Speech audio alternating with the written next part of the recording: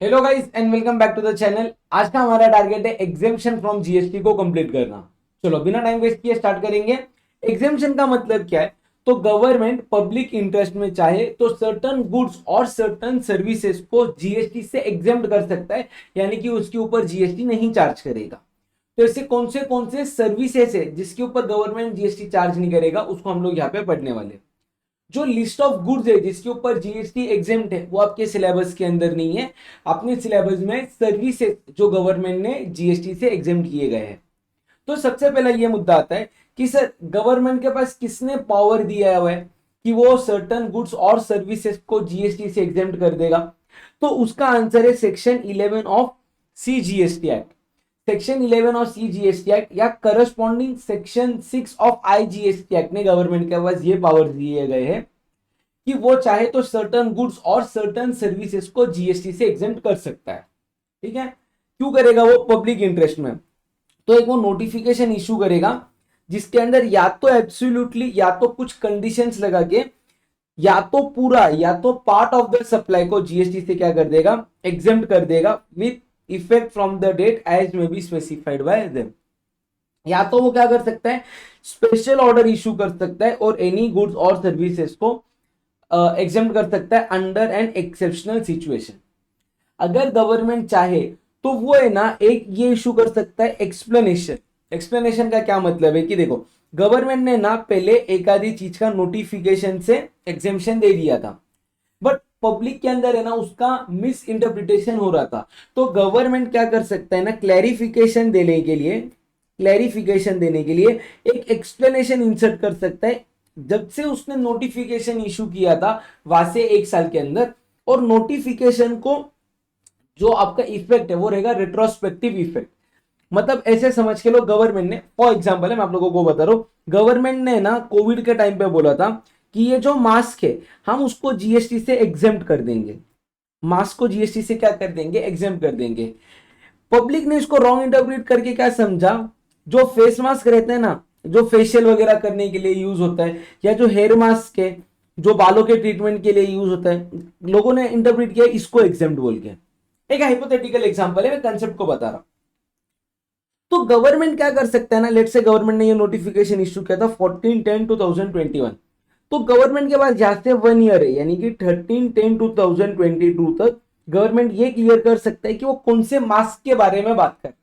तो गवर्नमेंट बोला अरे वो नहीं क्या ऐसा वाला जो मास्क आप लोग लगाते हो उसको मैं एग्जेम्प्ट करना चाहता था। तो ये वाला जो एग्जेम्पशन आएगा या ये वाला एग्जेम्पशन का जो क्लैरिफिकेशन आया हुआ है, ये क्लैरिफिकेशन विथ इफेक्ट फ्रॉम क्या माना जाएगा? 14/10/2021 रेट्रोस्पेक्टिव इफेक्ट, ये एग्जेम्पशन माना जाएगा। क्लियर है आप सबको? डन। चलो, फिर कौन से गुड्स एग्जेम्प्ट है जीएसटी से? एक एग्जांपल के तौर पे अगर आप लोग सुन लो यहाँ पे, तो food grains, milk, egg, curd, lassi, fresh vegetable exempt है। लिस्ट ऑफ एग्जेम्प्टेड गुड्स अपने सिलेबस का पार्ट फॉर्म नहीं करता है। गुड्स इंपोर्टेड बाय यूनिट और developer in SEZ is exempt from IGST. अगर कोई भी एचसीजेड का यूनिट या एचसीजेड का डेवलपर ऑथोराइज्ड ऑपरेशंस कर रहा है तो उसको जो भी सप्लाई करेंगे वो जीएसटी से क्या माना जाएगा? एग्जेम्प्ट सप्लाई माना जाएगा। ठीक है, अभी चालू होते हैं आपके इंपॉर्टेंट पॉइंट। कौन से ऐसे सर्विसेज है जो जीएसटी से एग्जेम्प्ट माने गए हुए। तो अपन ये पढ़ने के पहले क्या करेंगे ना, अलग अलग सेगमेंट्स में जाएंगे, अलग अलग सेक्टर्स में जाएंगे। जैसे कि हो सकता है आपका education segment, medical segment, transportation का सेगमेंट, और फिर एक एक एग्जेम्पशन को हम लोग यहाँ पे पढ़ना स्टार्ट करेंगे। चलो, पहला वाला आपका एग्जेम्पशन कौन से सर्विसेज की बात कर रहा है यहाँ पे? Health care services. पहले एग्जेम्पशन है हेल्थ केयर सर्विसेज। तो क्या बोल रहे हैं, देखो, अगर कोई भी हेल्थ केयर सर्विस दे रहा है, कोई भी क्लिनिकल एस्टेब्लिशमेंट या ऑथोराइज मेडिकल प्रैक्टिशनर या पैरामेडिक्स। क्लिनिकल एस्टेब्लिशमेंट यानी कि क्या? जैसे जो बड़े बड़े हॉस्पिटल्स रहते हैं, अगर आप लोगों ने नाम सुना रहेगा तो रूबी हॉस्पिटल, या तो कोई भी ऑथोराइज मेडिकल प्रैक्टिशनर जो एक छोटा मोटा अपना हॉस्पिटल चला रहा है, या तो पैरामेडिक्स। अच्छा, पैरामेडिक्स यानी कि ये डॉक्टर नहीं रहते बट ये डॉक्टर वाला काम करते, जैसे कि नर्स हो गया या वार्ड बॉय हो गया, उन सब।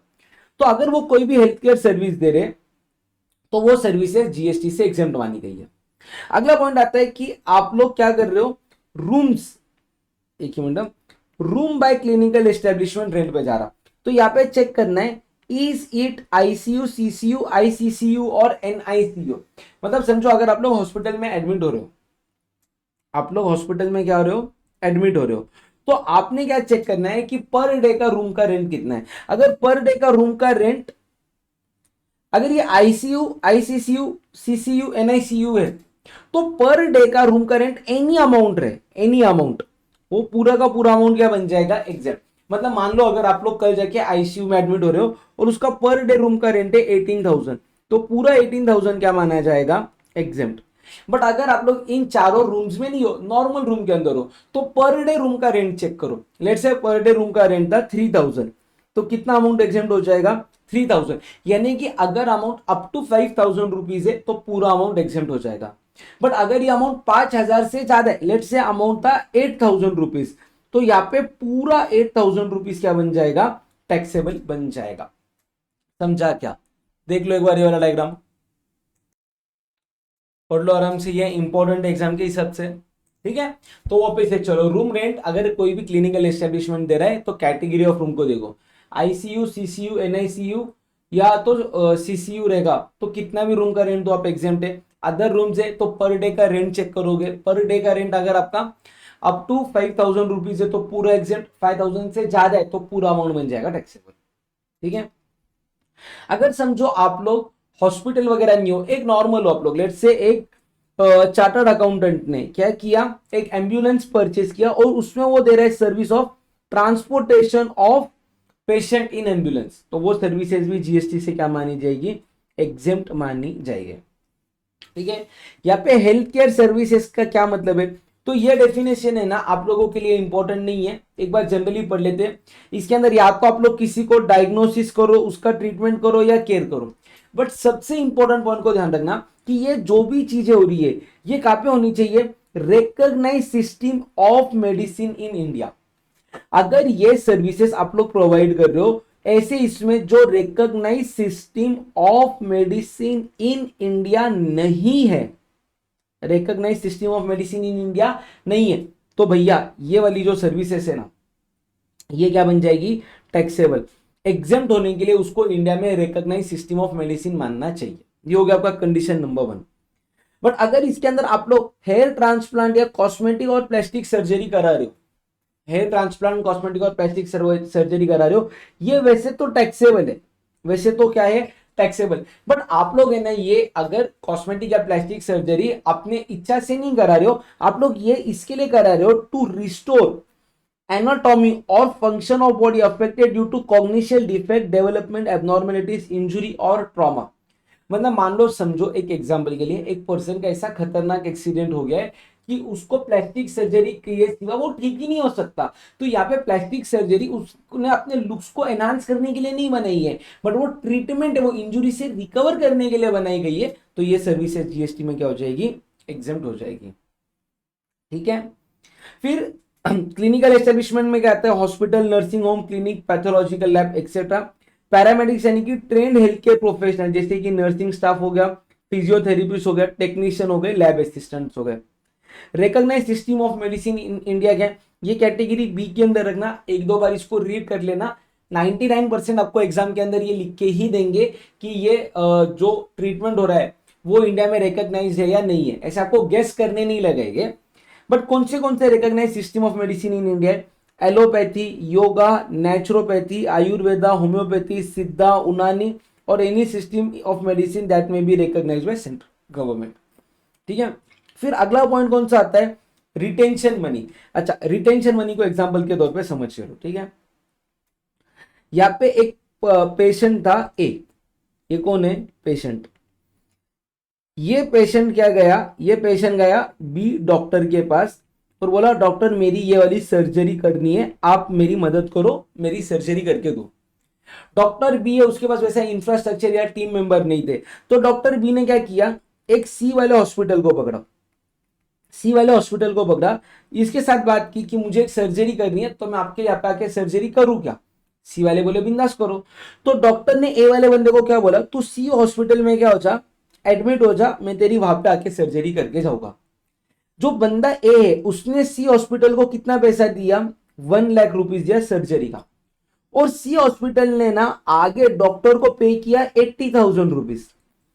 मतलब कहने से ये सी हॉस्पिटल ने 20,000 रुपीज पैसा क्या किया अपने पास, रिटेन किया। तो क्या ये रिटेंशन भी एग्जेम्प्ट है या टैक्सेबल है, अभी ये सबसे बड़ा क्वेश्चन है। कंसेप्ट समझो आप लोग। तो बात आती है 20,000 रुपीज के ऊपर। तो गवर्नमेंट ने क्या बोला है कि ये जो सी हॉस्पिटल है ना, ये सी हॉस्पिटल ये जो 20,000 रुपीज को रिटेन कर रहा है ना, वो रिटेन क्यों कर रहा, क्योंकि देखो जब ए यहाँ पे एडमिट हो रहा है तो यहाँ पे बी डॉक्टर तो अपना आके उसका सर्जरी वगैरह करके जाएंगे, बट उसकी रिपोर्ट्स लेना, उसको अगर सलाइन लगाई तो उसको चेंज करना, यानी कि ये 20,000 जो रिटेंशन मनी है ना, it is for the facilities provided by hospital to mister A. इसके लिए ये पैसे को भी जीएसटी से क्या माना गया हुआ है, एग्जिम्ट। तो कोई भी रिटेंशन वाला पैसा अगर हॉस्पिटल अपने पास रख रहा है डॉक्टर को देने के पहले, तो वो भी जीएसटी से क्या माना गया हुआ है, एग्जेम्प्ट माना गया है। फिर आता है food supplied to patient, patient को खाना दे रहे। अच्छा ये जो फूड सप्लाइड है, यानी कि मैं बोलूं क्या, ये जो कैंटीन है ना हॉस्पिटल का, वो कौन चला रहा, canteen of hospital is run by, कौन रन कर रहा है, थर्ड पार्टी रन कर रहा है। हॉस्पिटल का खुद का कैंटीन नहीं है, उसने थर्ड पार्टी को एक कॉन्ट्रैक्ट दिया हुआ है, वो थर्ड पार्टी कैंटीन चला रहा और आपके ऊपर बिलिंग कर रहा। तो वो सर्विसेज क्या बन जाएगी, GST will be charge and ITC नहीं मिलेगा हॉस्पिटल को, क्योंकि थर्ड पार्टी ने हॉस्पिटल को इनवॉइसिंग किया, उसके ऊपर जीएसटी लगेगा और उसका आईटीसी हॉस्पिटल क्लेम नहीं कर सकता। बट अगर यही खाना बन रहा है in the canteen run by hospital, canteen कौन चला रहा है, हॉस्पिटल चला रहा है, तो देखो इसके अंदर क्या बोल रहे हैं कि फूड अगर समझो एडमिटेड पेशेंट को दिया जा रहा है, मतलब मान लो एक एग्जांपल के थ्रू आप लोग, एक बंदा है मिस्टर एक्स, वो हॉस्पिटल में एडमिट हो रहा है, लेट्स से उसको कोई तो भी एक बीमारी हो गई थी, अपन अज्यूम कर रहे थे डेंगू हो गया था, तो वो ठीक होने के लिए हॉस्पिटल में एडमिट हुआ। तो हॉस्पिटल में ना उसका जो बिलिंग बन रहा है ना, वो बन रहा है लेट से पर डे रूम का उससे 4,000 रुपीज लिया जा रहा है, और उसको ही ना फूड प्रोवाइड कर रहे पर डे 1,500 रुपीज का, जो डॉक्टर ने गाइड किया है वही खाना उसको कैंटीन में से मिल रहा है। तो ऐसा माना जाएगा कि ये वाला जो सप्लाई है ना, ये वाला, एक ही मिनट, ये वाला जो सप्लाई है, ये आपका सप्लाई बन जाता है कॉम्पोजिट सप्लाई। ये सप्लाई कौन सा सप्लाई बन जाता है, कॉम्पोजिट सप्लाई, क्योंकि ये नेचुरली बंडल्ड है, टू और मोर थिंग्स एक साथ में बेचे जा रहे। तो यहाँ पे मुझे बताओ, वो पेशेंट हॉस्पिटल में खाना खाने आया था या इलाज करने आया था, तो ऑफकोर्स वो काहे के लिए आया था, इलाज करने के लिए, बराबर है या नहीं। तो इसको कॉम्पोजिट सप्लाई मानेंगे, जिसके अंदर का प्रिंसिपल सप्लाई क्या रहेगा आपका, ये हेल्थ केयर प्रिंसिपल सप्लाई रहेगा, और वो जीएसटी से क्या माना गया हुआ है, एग्जेम्प्ट। ठीक है।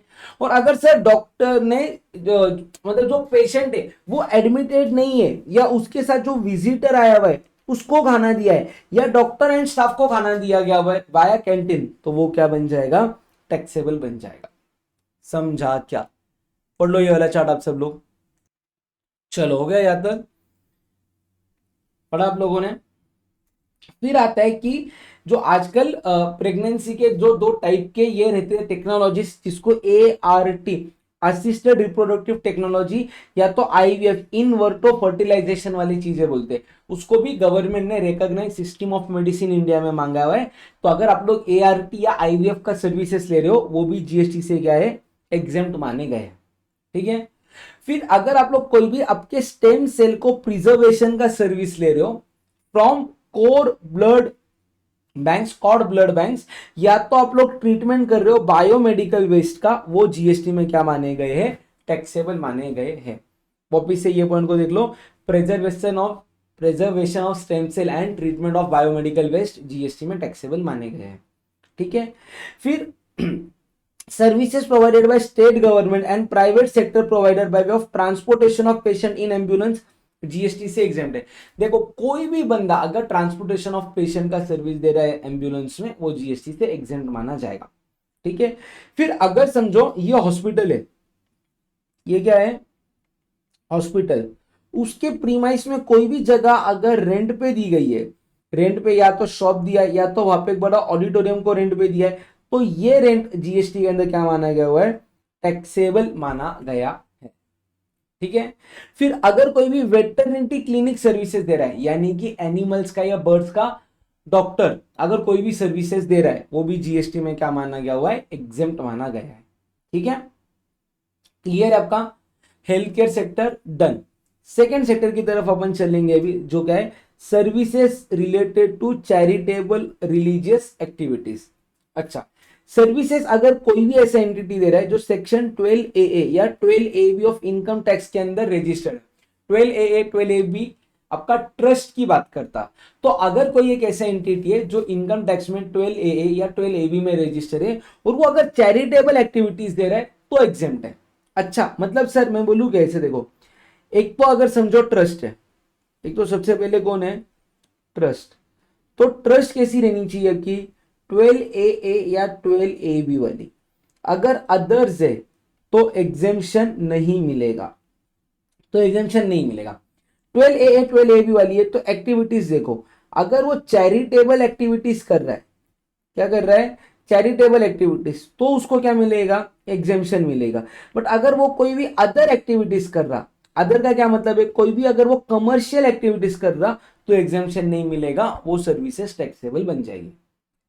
चैरिटेबल एक्टिविटीज का क्या मतलब है, एक उसके अंदर 4 एक्टिविटीज आते हैं। सबसे पहला, या तो आप लोग कोई भी पब्लिक हेल्थ के लिए काम कर रहे हो, जिसके अंदर आप लोग केयर और काउंसलिंग कर रहे हो टर्मिनली इल पीपल की, जिसको सीवियर फिजिकल और मेंटल डिसेबिलिटीज है, या तो पर्सन जिसको डिपेंडेंस फॉर्मिंग सब्सटेंस की आदत लग चुकी है, यानी कि जिसको कोई भी नशा करने की आदत लगी है, सिगरेट हो सकता है, दारू हो सकती है, या बाकी के कोई भी ड्रग्स हो सकते हैं। सॉरी, कुछ तो स्क्रीन में इशू आ गया था। उसके बाद में या तो आप लोग पब्लिक अवेयरनेस फैला रहे हो, जिसके अंदर आप लोग ये बता रहे हो कि हेल्थ फैमिली प्लानिंग कैसा होना चाहिए, एचआईवी से कैसे बचने का, तो ये आपका आ जाता है किसके अंदर, चैरिटेबल एक्टिविटीज के अंदर, जो फर्स्ट पॉइंट आपका पब्लिक हेल्थ के अंदर आ जाता है। सेकेंड, या तो आप लोग क्या कर रहे हो, एडवांसमेंट कर रहे हो, रिलीजन स्पिरिचुअलिटी और योगा, आप लोग ये चीजें प्रीच कर रहे हो।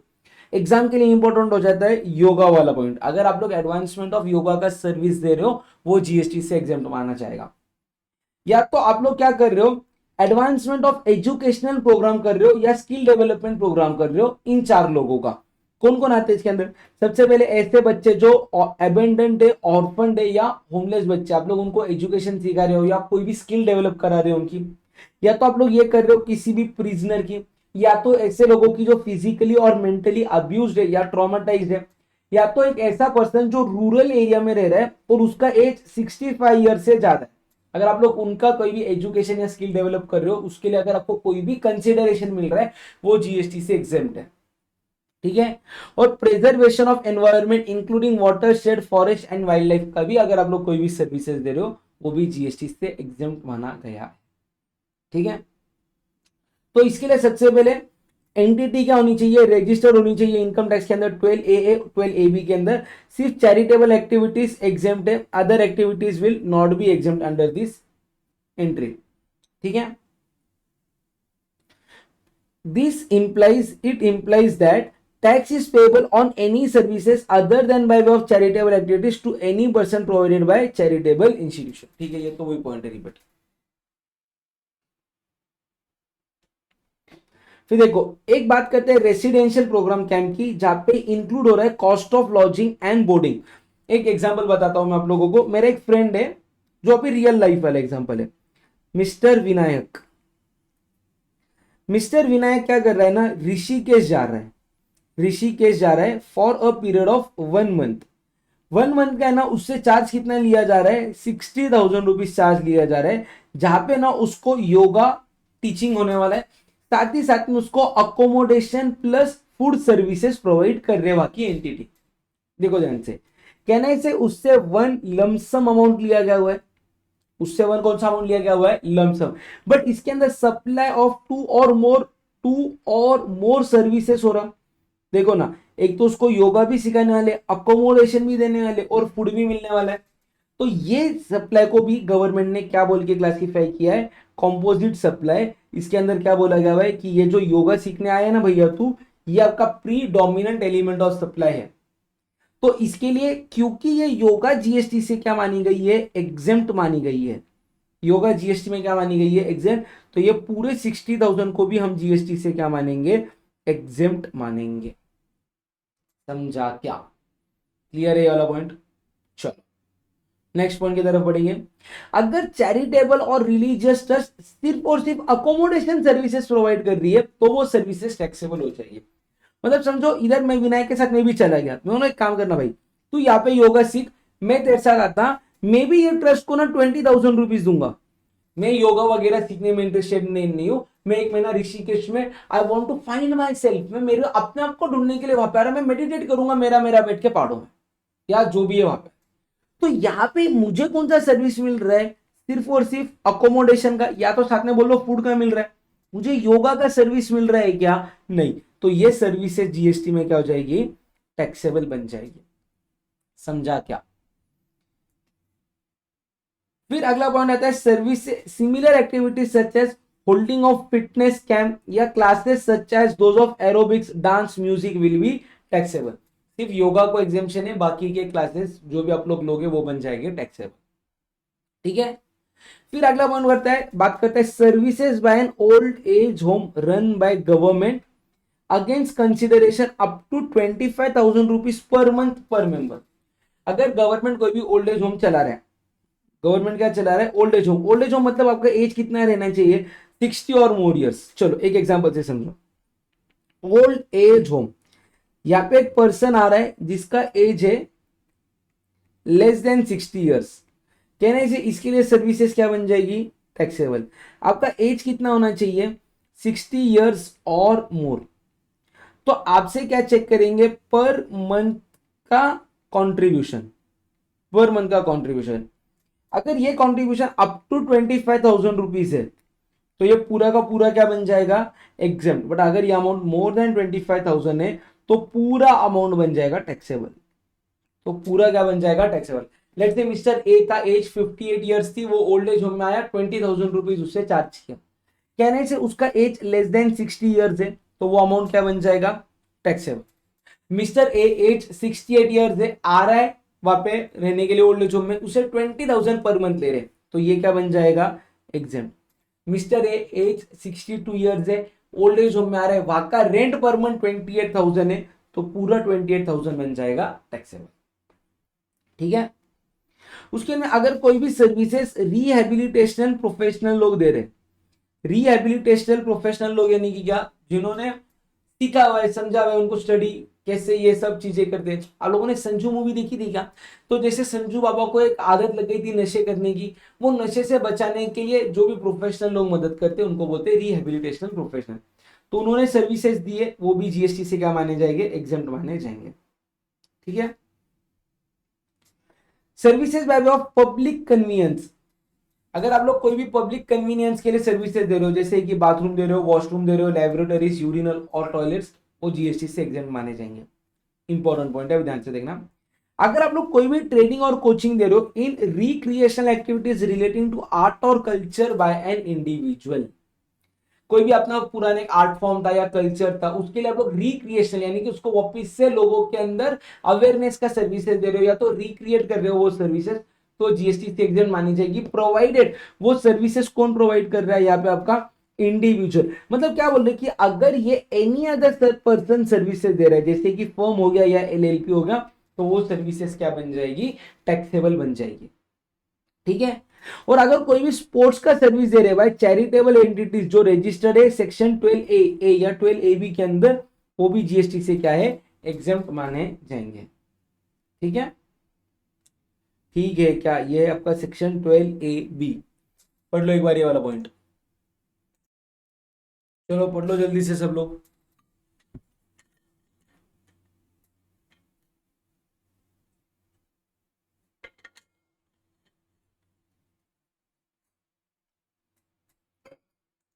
देखो अगले पॉइंट की तरफ, अगर कोई भी सर्विसेज आप लोग चैरिटेबल या रिलीजियस ट्रस्ट के लिए कर रहे हो तो वो सर्विसेज के ऊपर जीएसटी आएगा। मतलब अगर एक चार्टर्ड अकाउंटेंट ने ट्रस्ट का ऑडिट किया और उसके से फीस चार्ज किया तो ये जीएसटी में क्या बन जाएगा, टैक्सेबल बन जाएगा। जो सर्विसेज तुम लोग ट्रस्ट को दे रहे हो वो टैक्सेबल है, ट्रस्ट ने सर्विस दिया तो वो क्या बन जाएगा, एग्जैक्ट। ठीक है। फिर अगर कोई भी अमाउंट आप लोग चार्ज कर रहे हो कोई भी नाम से जिसको कोई भी रिलीजियस सेरेमनी के लिए है तो जीएसटी से एग्जेम्प्ट है। मतलब क्या समझो कि कल जाके मैंने एक नया घर खरीदा, सत्यनारायण की पूजा करने के लिए एक पंडित जी को बुलाया और उनको 30,000 रुपीज पे किए। तो 30,000 रुपीज के पे क्योंकि सत्यनारायण की पूजा करने के लिए वो जीएसटी से एग्जेम्प्ट माना गया है। ठीक है। फिर अगला पॉइंट आता है कि renting of presence of religious placement for general public.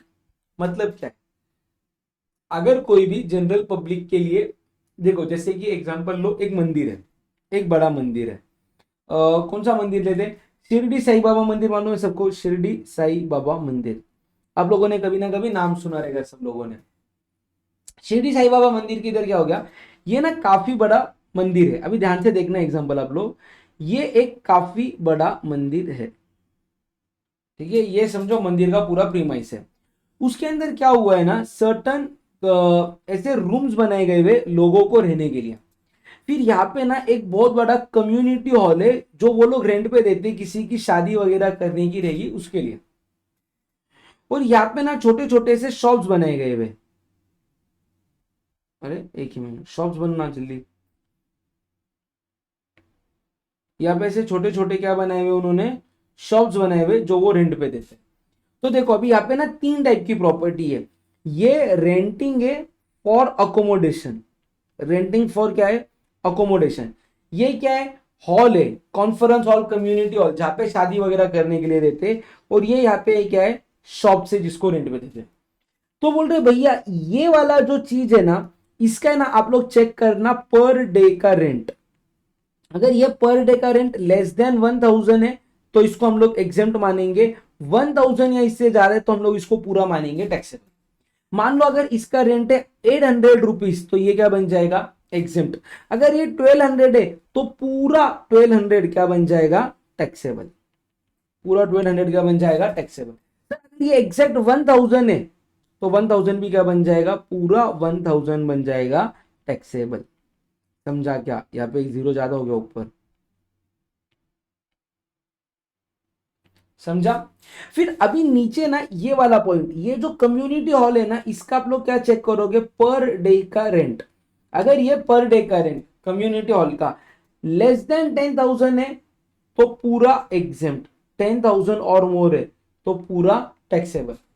Example से समझो, अगर समझो यहाँ पे आप लोगों ने एक कोई भी हॉल लिया, आपकी शादी या छोटा प्रोग्राम करना था, आपसे रेंट लिया गया वहां पे 6,000 रुपीज पर डे, तो कहने से ये बन जाएगा एग्जेम्प्ट। और अगर यही आपसे 11,000 रुपीज पर डे का रेंट लिया तो टैक्सेबल बन जाएगा, कितना टैक्सेबल बन जाएगा, पूरा 11,000 रुपीज टैक्सेबल बन जाएगा। देख लो यहाँ पे ऐसे। फिर आता है ये शॉप, इसका आप लोग रेंट चेक करोगे पर मंथ। रेंट कैसा चेक करोगे, पर मंथ। अगर पर मंथ रेंट आपका अप टू 10,000 है, लाइक क्यों लिख रहा मैं, अप टू 10,000 है तो ये बन जाएगा पूरा एग्जेम्प्ट। अगर 10,000 और मोर है तो ये बन जाएगा पूरा टैक्सेबल। समझा क्या, देख लो इधर ये ही सेम पॉइंट्स लिखे हुए, 1 मिनट के लिए फटाक से रीड कर लो आप सब लोग। देखो यहाँ पे ना अप टू नहीं बोलना चाहिए था मैंने, यहाँ पे लेस देन बोलना चाहिए था। यहाँ पे अप टू नहीं आएगा, यहाँ पे आएगा लेस देन। ठीक है, पढ़ लो आप लोग ये वाले पॉइंट, जल्दी से पढ़ लो, चलो जल्दी से पढ़ लो सब लोग।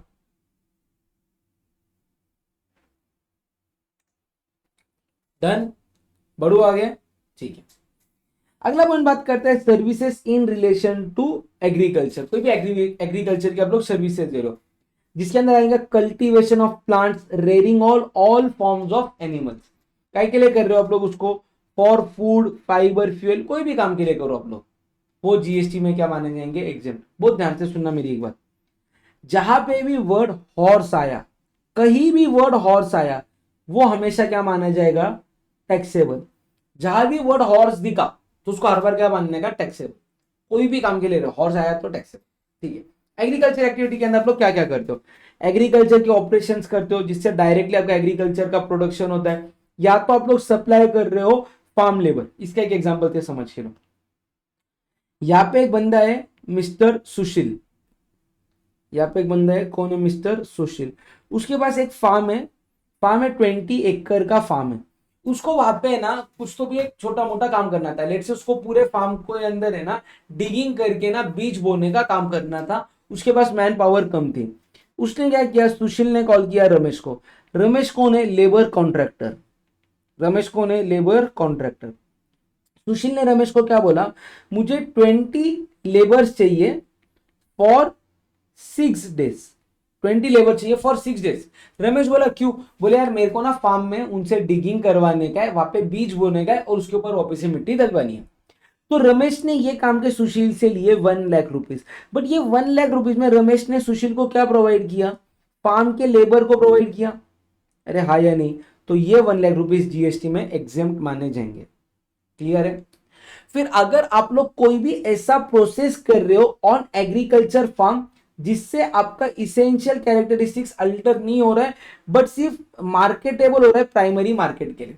अच्छा, आप लोगों ने वीट देखी है, सबने वीट, गेहूं, गेहूं के जो पार्टिकल्स आते हैं, बट जब गेहूं का झाड़ बनता है ना तो झाड़ बहुत बड़ा रहता।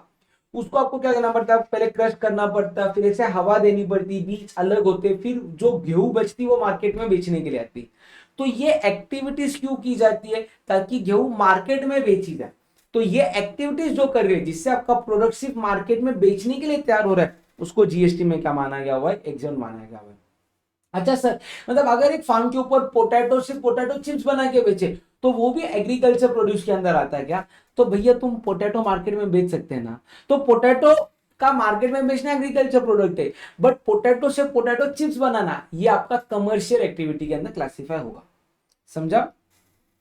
फिर अगर आपने कोई भी एग्रो मशीनरी या वैकेंट लैंड को रेंट पे दिया तो वो भी जीएसटी से एग्जेम्प्ट है। मतलब मेरे पास एक जमीन पड़ी थी, मैंने मेरे एक दोस्त को उसको रेंट पे दे दिया, उसने वहां पे एग्रीकल्चरल एक्टिविटी की, तो ये सर्विसेज भी जीएसटी से एग्जेम्प्ट है।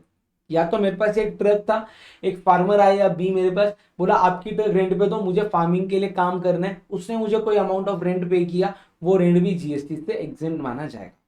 ठीक है।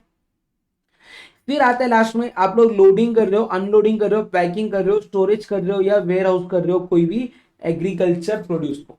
एग्रीकल्चर प्रोड्यूस को या तो आप लोग लोड कर रहे हो कोई भी व्हीकल में, या तो उसका अनलोडिंग का सर्विस कर रहे हो, या उसको पैक कर रहे हो, या उसको स्टोर कर रहे हो कहीं, या वेयर हाउस में रख रहे हो, तो वो भी जीएसटी से एग्जेम्प्ट माना जाएगा। ठीक है। देखो, agro warehousing includes cold storage of fruits vegetable, वो जीएसटी से एग्जेम्प्ट है। कोल्ड स्टोरेज में अगर फ्रूट्स वगैरह रख रहे हैं लॉन्गेटिविटी ऑफ प्रोडक्ट के लिए तो एग्जेम्प्ट है। बट अगर आप लोग वेयर हाउस के अंदर एग्रीकल्चर प्रोड्यूस नहीं रख रहे हो बट प्रोसेस फूड आइटम्स रख रहे हो, वो टैक्सेबल है। सर प्रोसेस फूड आइटम का एक एग्जांपल दो ना, आप लोग जैम खाते हो या केचप्स खाते हो, बराबर है, तो उसका अगर वेयर हाउसिंग कर रहे तो वो जीएसटी में टैक्सेबल मानना जाएगा। ठीक है। फिर अगर कोई भी एग्रीकल्चरल एक्सटेंशन सर्विसेज मिल रही है एग्रीकल्चरिस्ट या तो फार्मर वगैरह को, वो जीएसटी से एग्जेम्प्ट है। और अगर कोई भी एपीएमसी सर्विसेज दे रहा है by way of commission agent for sale of purchase of agriculture produce, वो भी जीएसटी से एग्जेम्प्ट है। यहाँ पे एक बंदा था ए, वो था फार्मर, उसने क्या किया, उसने अपने 1000 kg पोटैटो लाए और APMC agriculture producing marketing committee में आया और उसने ये सारे के सारे प्रोडक्ट मिस्टर बी एक कमीशन एजेंट को दे दिए। इसको दे दिए कमीशन एजेंट। कमीशन एजेंट ने इसको दिन भर में क्या किया, सेल किया। लेट से कितने रुपीस का सेल किया, 20 रुपीज पर प्रोडक्ट पर केजी। तो इसके पास कितने रुपीज आए, 20,000। इसने 10% अपना कमीशन रखा, 18,000 किसको पे किया, फार्मर को। तो देखो फार्मर को तो 18,000 के ऊपर जीएसटी नहीं देना है क्योंकि उसने क्या सप्लाई किया है, एग्रीकल्चर प्रोडक्ट सप्लाई किया। अभी रही बात ये कमीशन एजेंट की, उसको कमीशन कितना मिल रहा है, 2,000। ये 2,000 भी जीएसटी में क्या माना गया हुआ है, एग्जेम्प्ट माना गया है। ठीक है। ठीक है क्या। फिर एग्रीकल्चर एक्सटेंशन सर्विस यानी कि एप्लीकेशन करना of scientific research and knowledge to agriculture practices. उसके बाद में ये सर्टन एग्जाम पॉइंट्स है जो आप लोगों के लिए इंपॉर्टेंट है, ध्यान से सुन के लेना। सबसे पहला, अगर आप लोग कोई भी फ्यूमिगेशन का सर्विस प्रोवाइड कर रहे हो, अगर वो फार्म में प्रोवाइड हो रहा है तो एग्जेम्प्ट है, बट अगर फ्यूमिगेशन आप लोग वेयर हाउस में प्रोवाइड कर रहे हो तो वो क्या बन जाएगा, taxable. Fumigation in farm exempt है, fumigation in warehouse taxable है। देखो टी के लीव्स और कॉफी के बीन्स ये एग्रीकल्चर प्रोड्यूस है, बट जो टी का पाउडर या कॉफी का पाउडर बनता है ना, ये एग्रीकल्चर प्रोड्यूस नहीं है, ये आपका बिजनेस प्रोडक्ट है, कमर्शियल प्रोडक्ट है। शुगर केन एग्रीकल्चर प्रोड्यूस है, बट उससे जो जैगरी या शुगर बनता है वो एग्रीकल्चर प्रोड्यूस नहीं है। देखो paddy is an agriculture produce but rice is not an agriculture produce. वो ध्यान से सुनना क्या बोल रहा हूं मैं। जो राइस रहता है ना, राइस राइस जिससे बनता है उसका रॉ फॉर्म को क्या बोलते हैं, पैडी। तो पैडी को अगर आप लोग, पैडी जो है ना, पैडी ये चीज, सॉरी, पैडी को, अरे गवर्नमेंट का क्या बोलना है, ये जो पैडी है ना ये एग्रीकल्चर प्रोड्यूस है। पैडी क्या है, एग्रीकल्चर प्रोड्यूस। बट राइस जो है ना वो एग्रीकल्चर प्रोड्यूस नहीं है, ये एग्रीकल्चर प्रोड्यूस नहीं है। ऐसा क्यों? तो जहां पे राइस का फार्मिंग होता है ना, वो फार्मिंग में क्या प्रोड्यूस होता है, पैडी। पैडी से जो राइस बनता है ना वो बनता है मिल्स में, यानी कि उसकी फैक्ट्री रहती है जहां पे पैडी को राइस में कन्वर्ट किया जाता है। तो कहना है इसे, देखो जो पैडी टू राइस का कन्वर्जन है ना ये फार्म पे नहीं होता है, ये किस में होता है, माइल्स रहती है, पैडी माइल्स, राइस माइल्स, उसके अंदर कन्वर्जन होता है। इसके लिए राइस को एग्रीकल्चर प्रोड्यूस नहीं माना। और अगर कोई भी बंदा ये सर्विसेज दे रहा है, कौन सी सर्विस दे रहा है, जिसके अंदर वो पैडी को कन्वर्ट कर रहा है इनटू राइस, तो ये जो services of converting paddy into rice ये भी जीएसटी में क्या माने गए हुए, टैक्सेबल। इसको जॉब वर्क माना जाता है। समझा क्या? आएगा नीचे वाला पॉइंट। पल्सेस एग्रीकल्चर प्रोड्यूस नहीं है, but whole pulse grain such as whole gram rajma उसको एग्रीकल्चर प्रोड्यूस माना गया। ठीक है।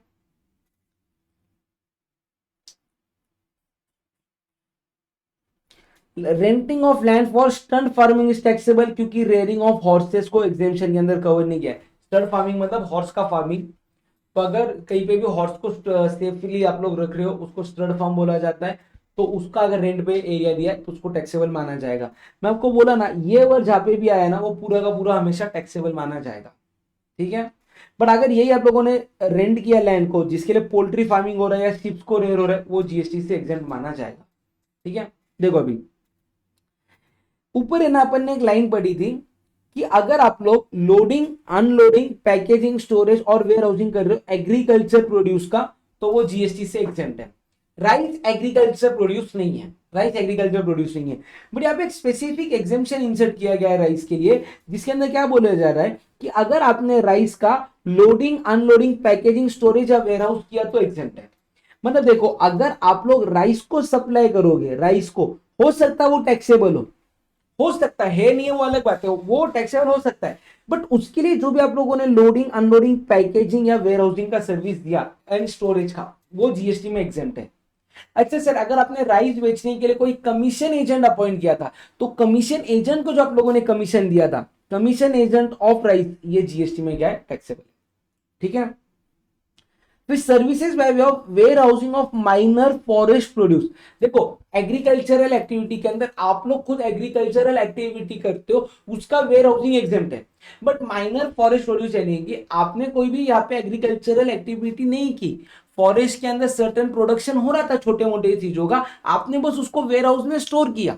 तो ये जो वेयर हाउस में स्टोर करने का सर्विसेज है एग्रीकल्चर प्रोड्यूस का वो भी जीएसटी में क्या माना गया है, एग्जेम्प्ट माना गया है। ठीक है। फिर स्टोरेज और warehousing of cereal, pulses, fruits और वेजिटेबल ये जीएसटी के अंदर एग्जेम्प्ट माने गए हैं। देखो ध्यान से समझ के लेना ये बात। सीरियल्स, सेरेल्स और पल्सेस, इसका यहाँ पे एग्जेम्पशन किस किस को दिया है भाई, स्टोरेज और वेयर हाउसिंग। किसको एग्जेम्पशन दिया है, स्टोरेज और वेयर हाउसिंग।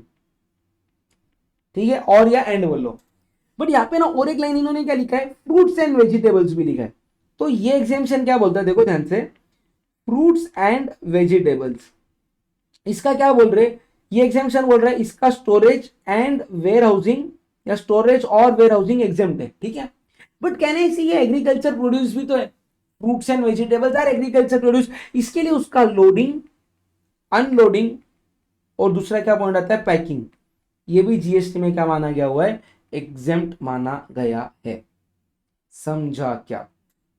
और ये देखो ये पॉइंट मैंने ऑलरेडी आप लोगों को बता दिया था, conversion of paddy into rice. आप लोग 1 मिनट के अंदर इसको फटाक से रीड कर लो।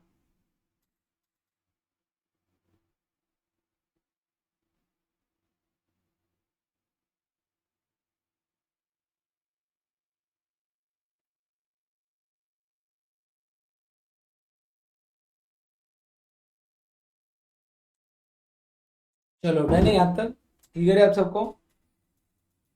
फिर अगला पॉइंट किसकी बात करता है, pre conditioning, pre cooling, ripening, waxing, retail packaging, labelling of fruits and vegetables का सर्विस भी जीएसटी से एग्जेम्प्ट है। आप लोग ने अगर कभी एप्पल खाया रहेगा ना, तो एक नाइफ से ना एप्पल को ना ऊपर ऐसे हल्का सा स्किन के ऊपर ना ऐसे आप लोग रब करना, देखो छोटा सा ऐसा वैक्स जैसा चीज निकलेगा। वो क्यों रहता है, एप्पल की शेल्फ लाइफ बढ़ाने के लिए। तो वो सर्विसेज अगर आप लोग दे रहे हो वैक्सिंग वगैरह वाला, वो भी जीएसटी से एग्जेम्प्ट माने गए हैं। ठीक है। फिर अगर कोई भी गुड्स ट्रांसपोर्ट एजेंसी है, वो agriculture produce, milk, salt, food grain को ट्रांसपोर्टेशन सर्विस दे रहा है, वो एग्जेम्प्ट है। इसको अपन नीचे पढ़ेंगे अलग से। ठीक है। फिर देखो आर्टिफिशियल इंसेमिनेशन कर रहे हो लाइव स्टॉक का, कोई भी लाइव स्टॉक को आर्टिफिशियली इंसेमिनेशन का सर्विस दे रहे हो, यानी कि रिप्रोडक्शन वाला, वो टैक्सेबल नहीं है, वो एग्जेम्प्ट माना गया हुआ है। बट अगर यही आर्टिफिशियल इंसेमिनेशन हो रहा है हॉर्स का, तो वो क्या बन जाएगा, टैक्सेबल। जहां भी वर्ड हॉर्स आया वो क्या बन जाएगा, टैक्सेबल। फिर स्लॉटरिंग ऑफ एनिमल्स को क्या किया गया हुआ है, टैक्सेबल किया गया हुआ है। आप लोग जो भी नॉनवेज खाते हो, वो नॉनवेज जो लेने के लिए जाते हैं, वहां पे एनिमल स्लॉटर हाउस रहते हैं, उनकी सर्विसेज अभी क्या मानी गई है, टैक्सेबल मानी गई है। ठीक है। Services provided by government by way of assignment of right to use natural resource to individual farmer for cultivation of plant. Government के पास, गवर्नमेंट ने क्या किया, फार्मर को कोई भी अपना right to use natural resource दे दिया। एग्जाम्पल वाटर यूज करने के लिए परमिशन दे दिया, जिससे nominal per month 1000 rupees charge कर रहे हैं, कितना भी पानी यूज करो। तो ये भी सर्विसेज जीएसटी में क्या मानी गई है, एग्जेम्प्ट मानी गई है। ठीक है। ठीक है क्या। फिर services supplied by electricity distribution utilities by way of construction, erection, commissioning और installation of infrastructure for extending electricity distribution network up to the tubewell of farmer और agriculturist for agriculture use. Example समझ के लो अब इसका। ठीक है। यहां पे एक मेन रोड था, यहां तक लाइट का पॉइंट था, ये था आपका लास्ट लाइट पॉइंट। ये एक पर्सन है, इसका यहाँ पे फार्म है, यहाँ पे क्या है, इसका फार्म। तो एक बंदे ने आके ये यहां तक क्या करके दिया, उसको लाइट एक्सटेंड का सर्विस दिया। लाइट एक्सटेंड का क्या दिया, सर्विस दिया। इसके लिए उसने कंसिडरेशन चार्ज किया, लेट से 15,000। तो ये सर्विसेज जीएसटी में क्या मानी गई है, एग्जेम्प्ट मानी गई है। समझा क्या। और अगर national centre for cold chain development है, वो कोई सर्विसेज दे रहा है, वो भी जीएसटी में एग्जेम्प्ट है। जहां भी वर्ड हॉर्स आया, वो हमेशा क्या माना जाएगा, टैक्सेबल माना जाएगा। समझा।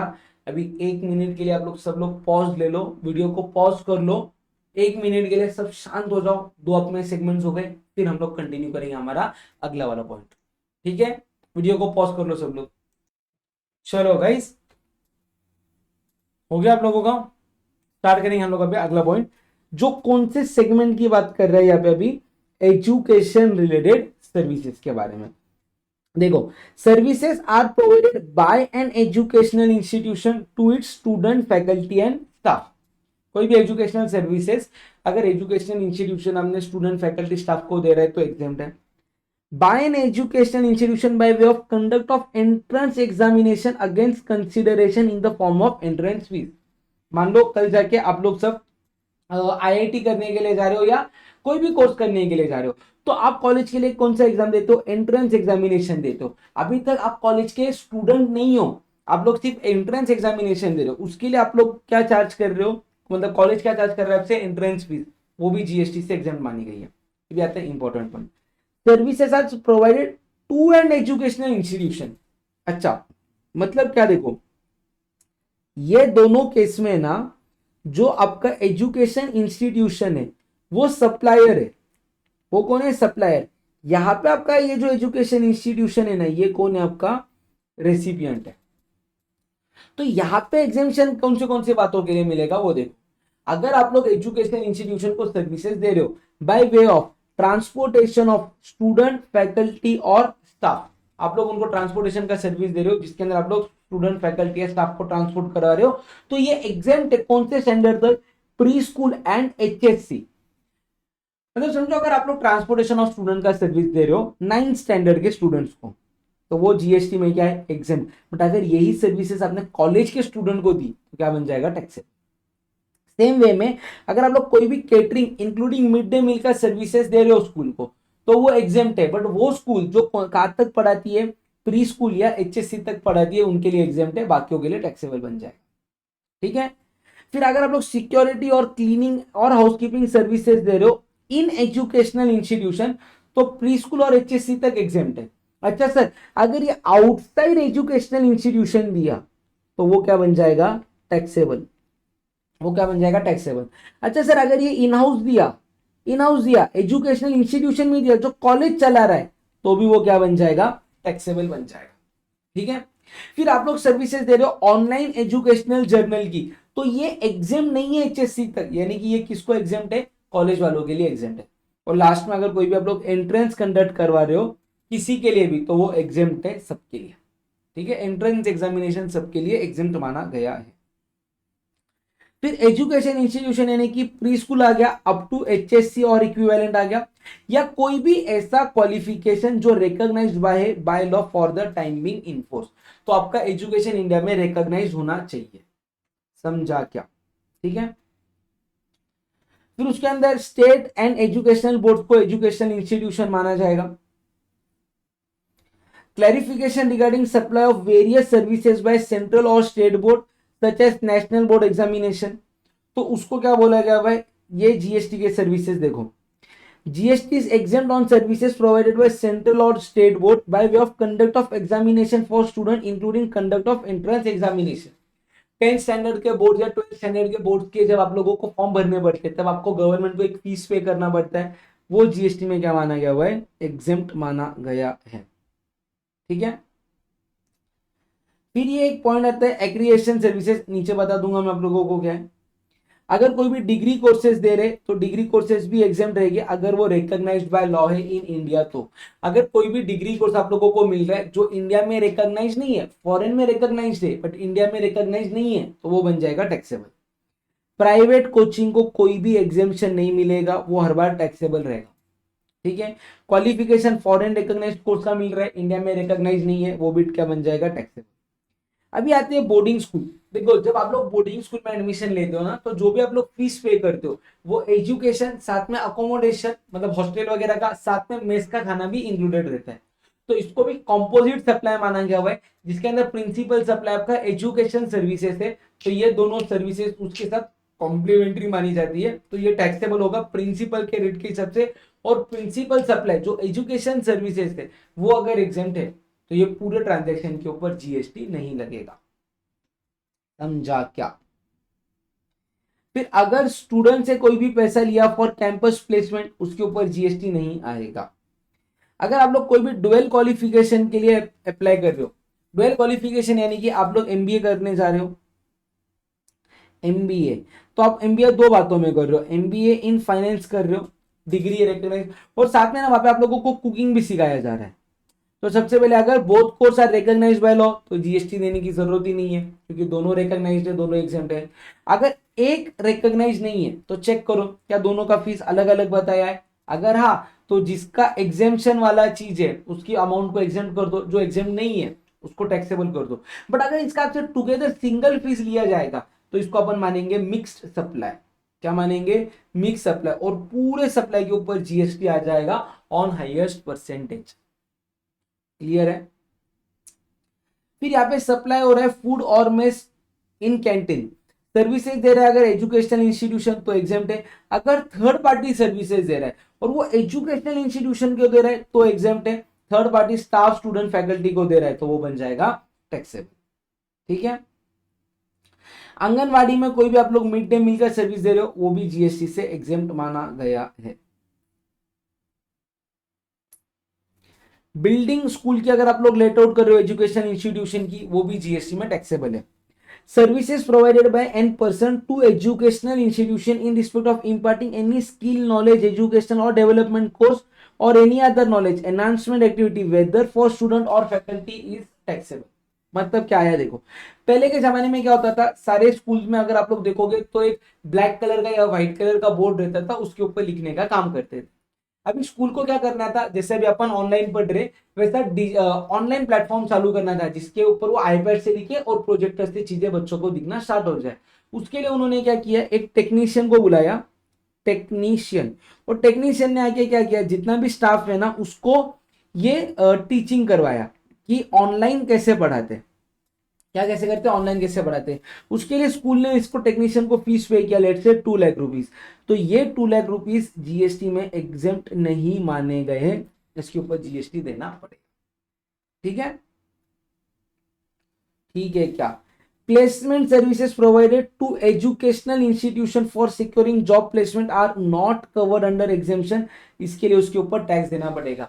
अगर कोई भी प्राइवेट इंस्टीट्यूशन है, वो कॉलेज वगैरह को बोल रहे हैं कि हम आपके स्टूडेंट्स का जॉब लगवा के देंगे, उसके लिए हम आपसे कमीशन लेंगे, तो ये कमीशन जो एजुकेशन इंस्टीट्यूशन थर्ड पार्टी को दे रहा है वो जीएसटी में टैक्सेबल है। ठीक है, फिर अगर स्कूल आप लोगों से कोई भी माइग्रेशन सर्टिफिकेट देने के लिए पैसा ले रही है, वो भी जीएसटी में क्या माना जाएगा, एग्जेम्प्ट माना जाएगा।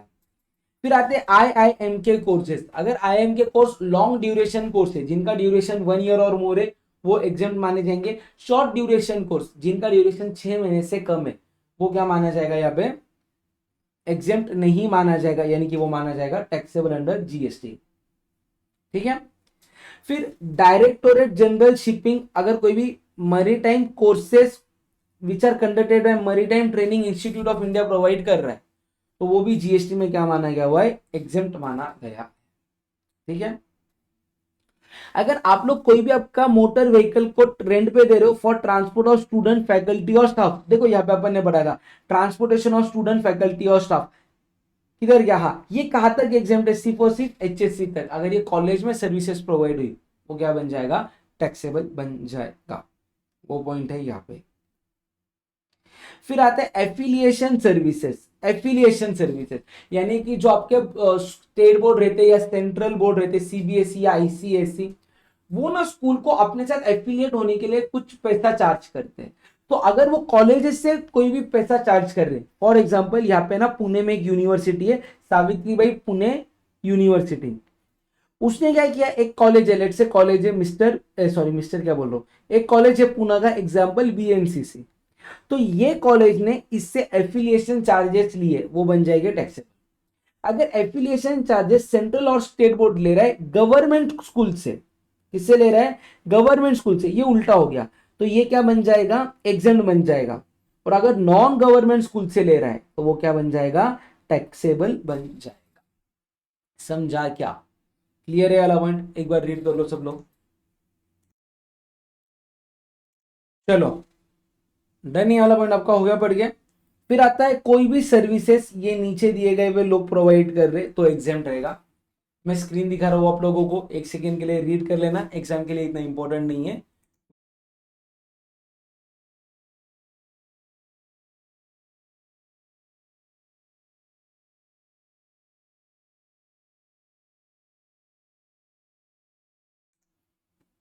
चलो, फिर अगर कोई भी directorate general of training under the ministry of skill development and entrepreneurship services दे रहा है by way of assessment under skill development initiative exam schemes, वो जीएसटी से एग्जाम्प्ट है।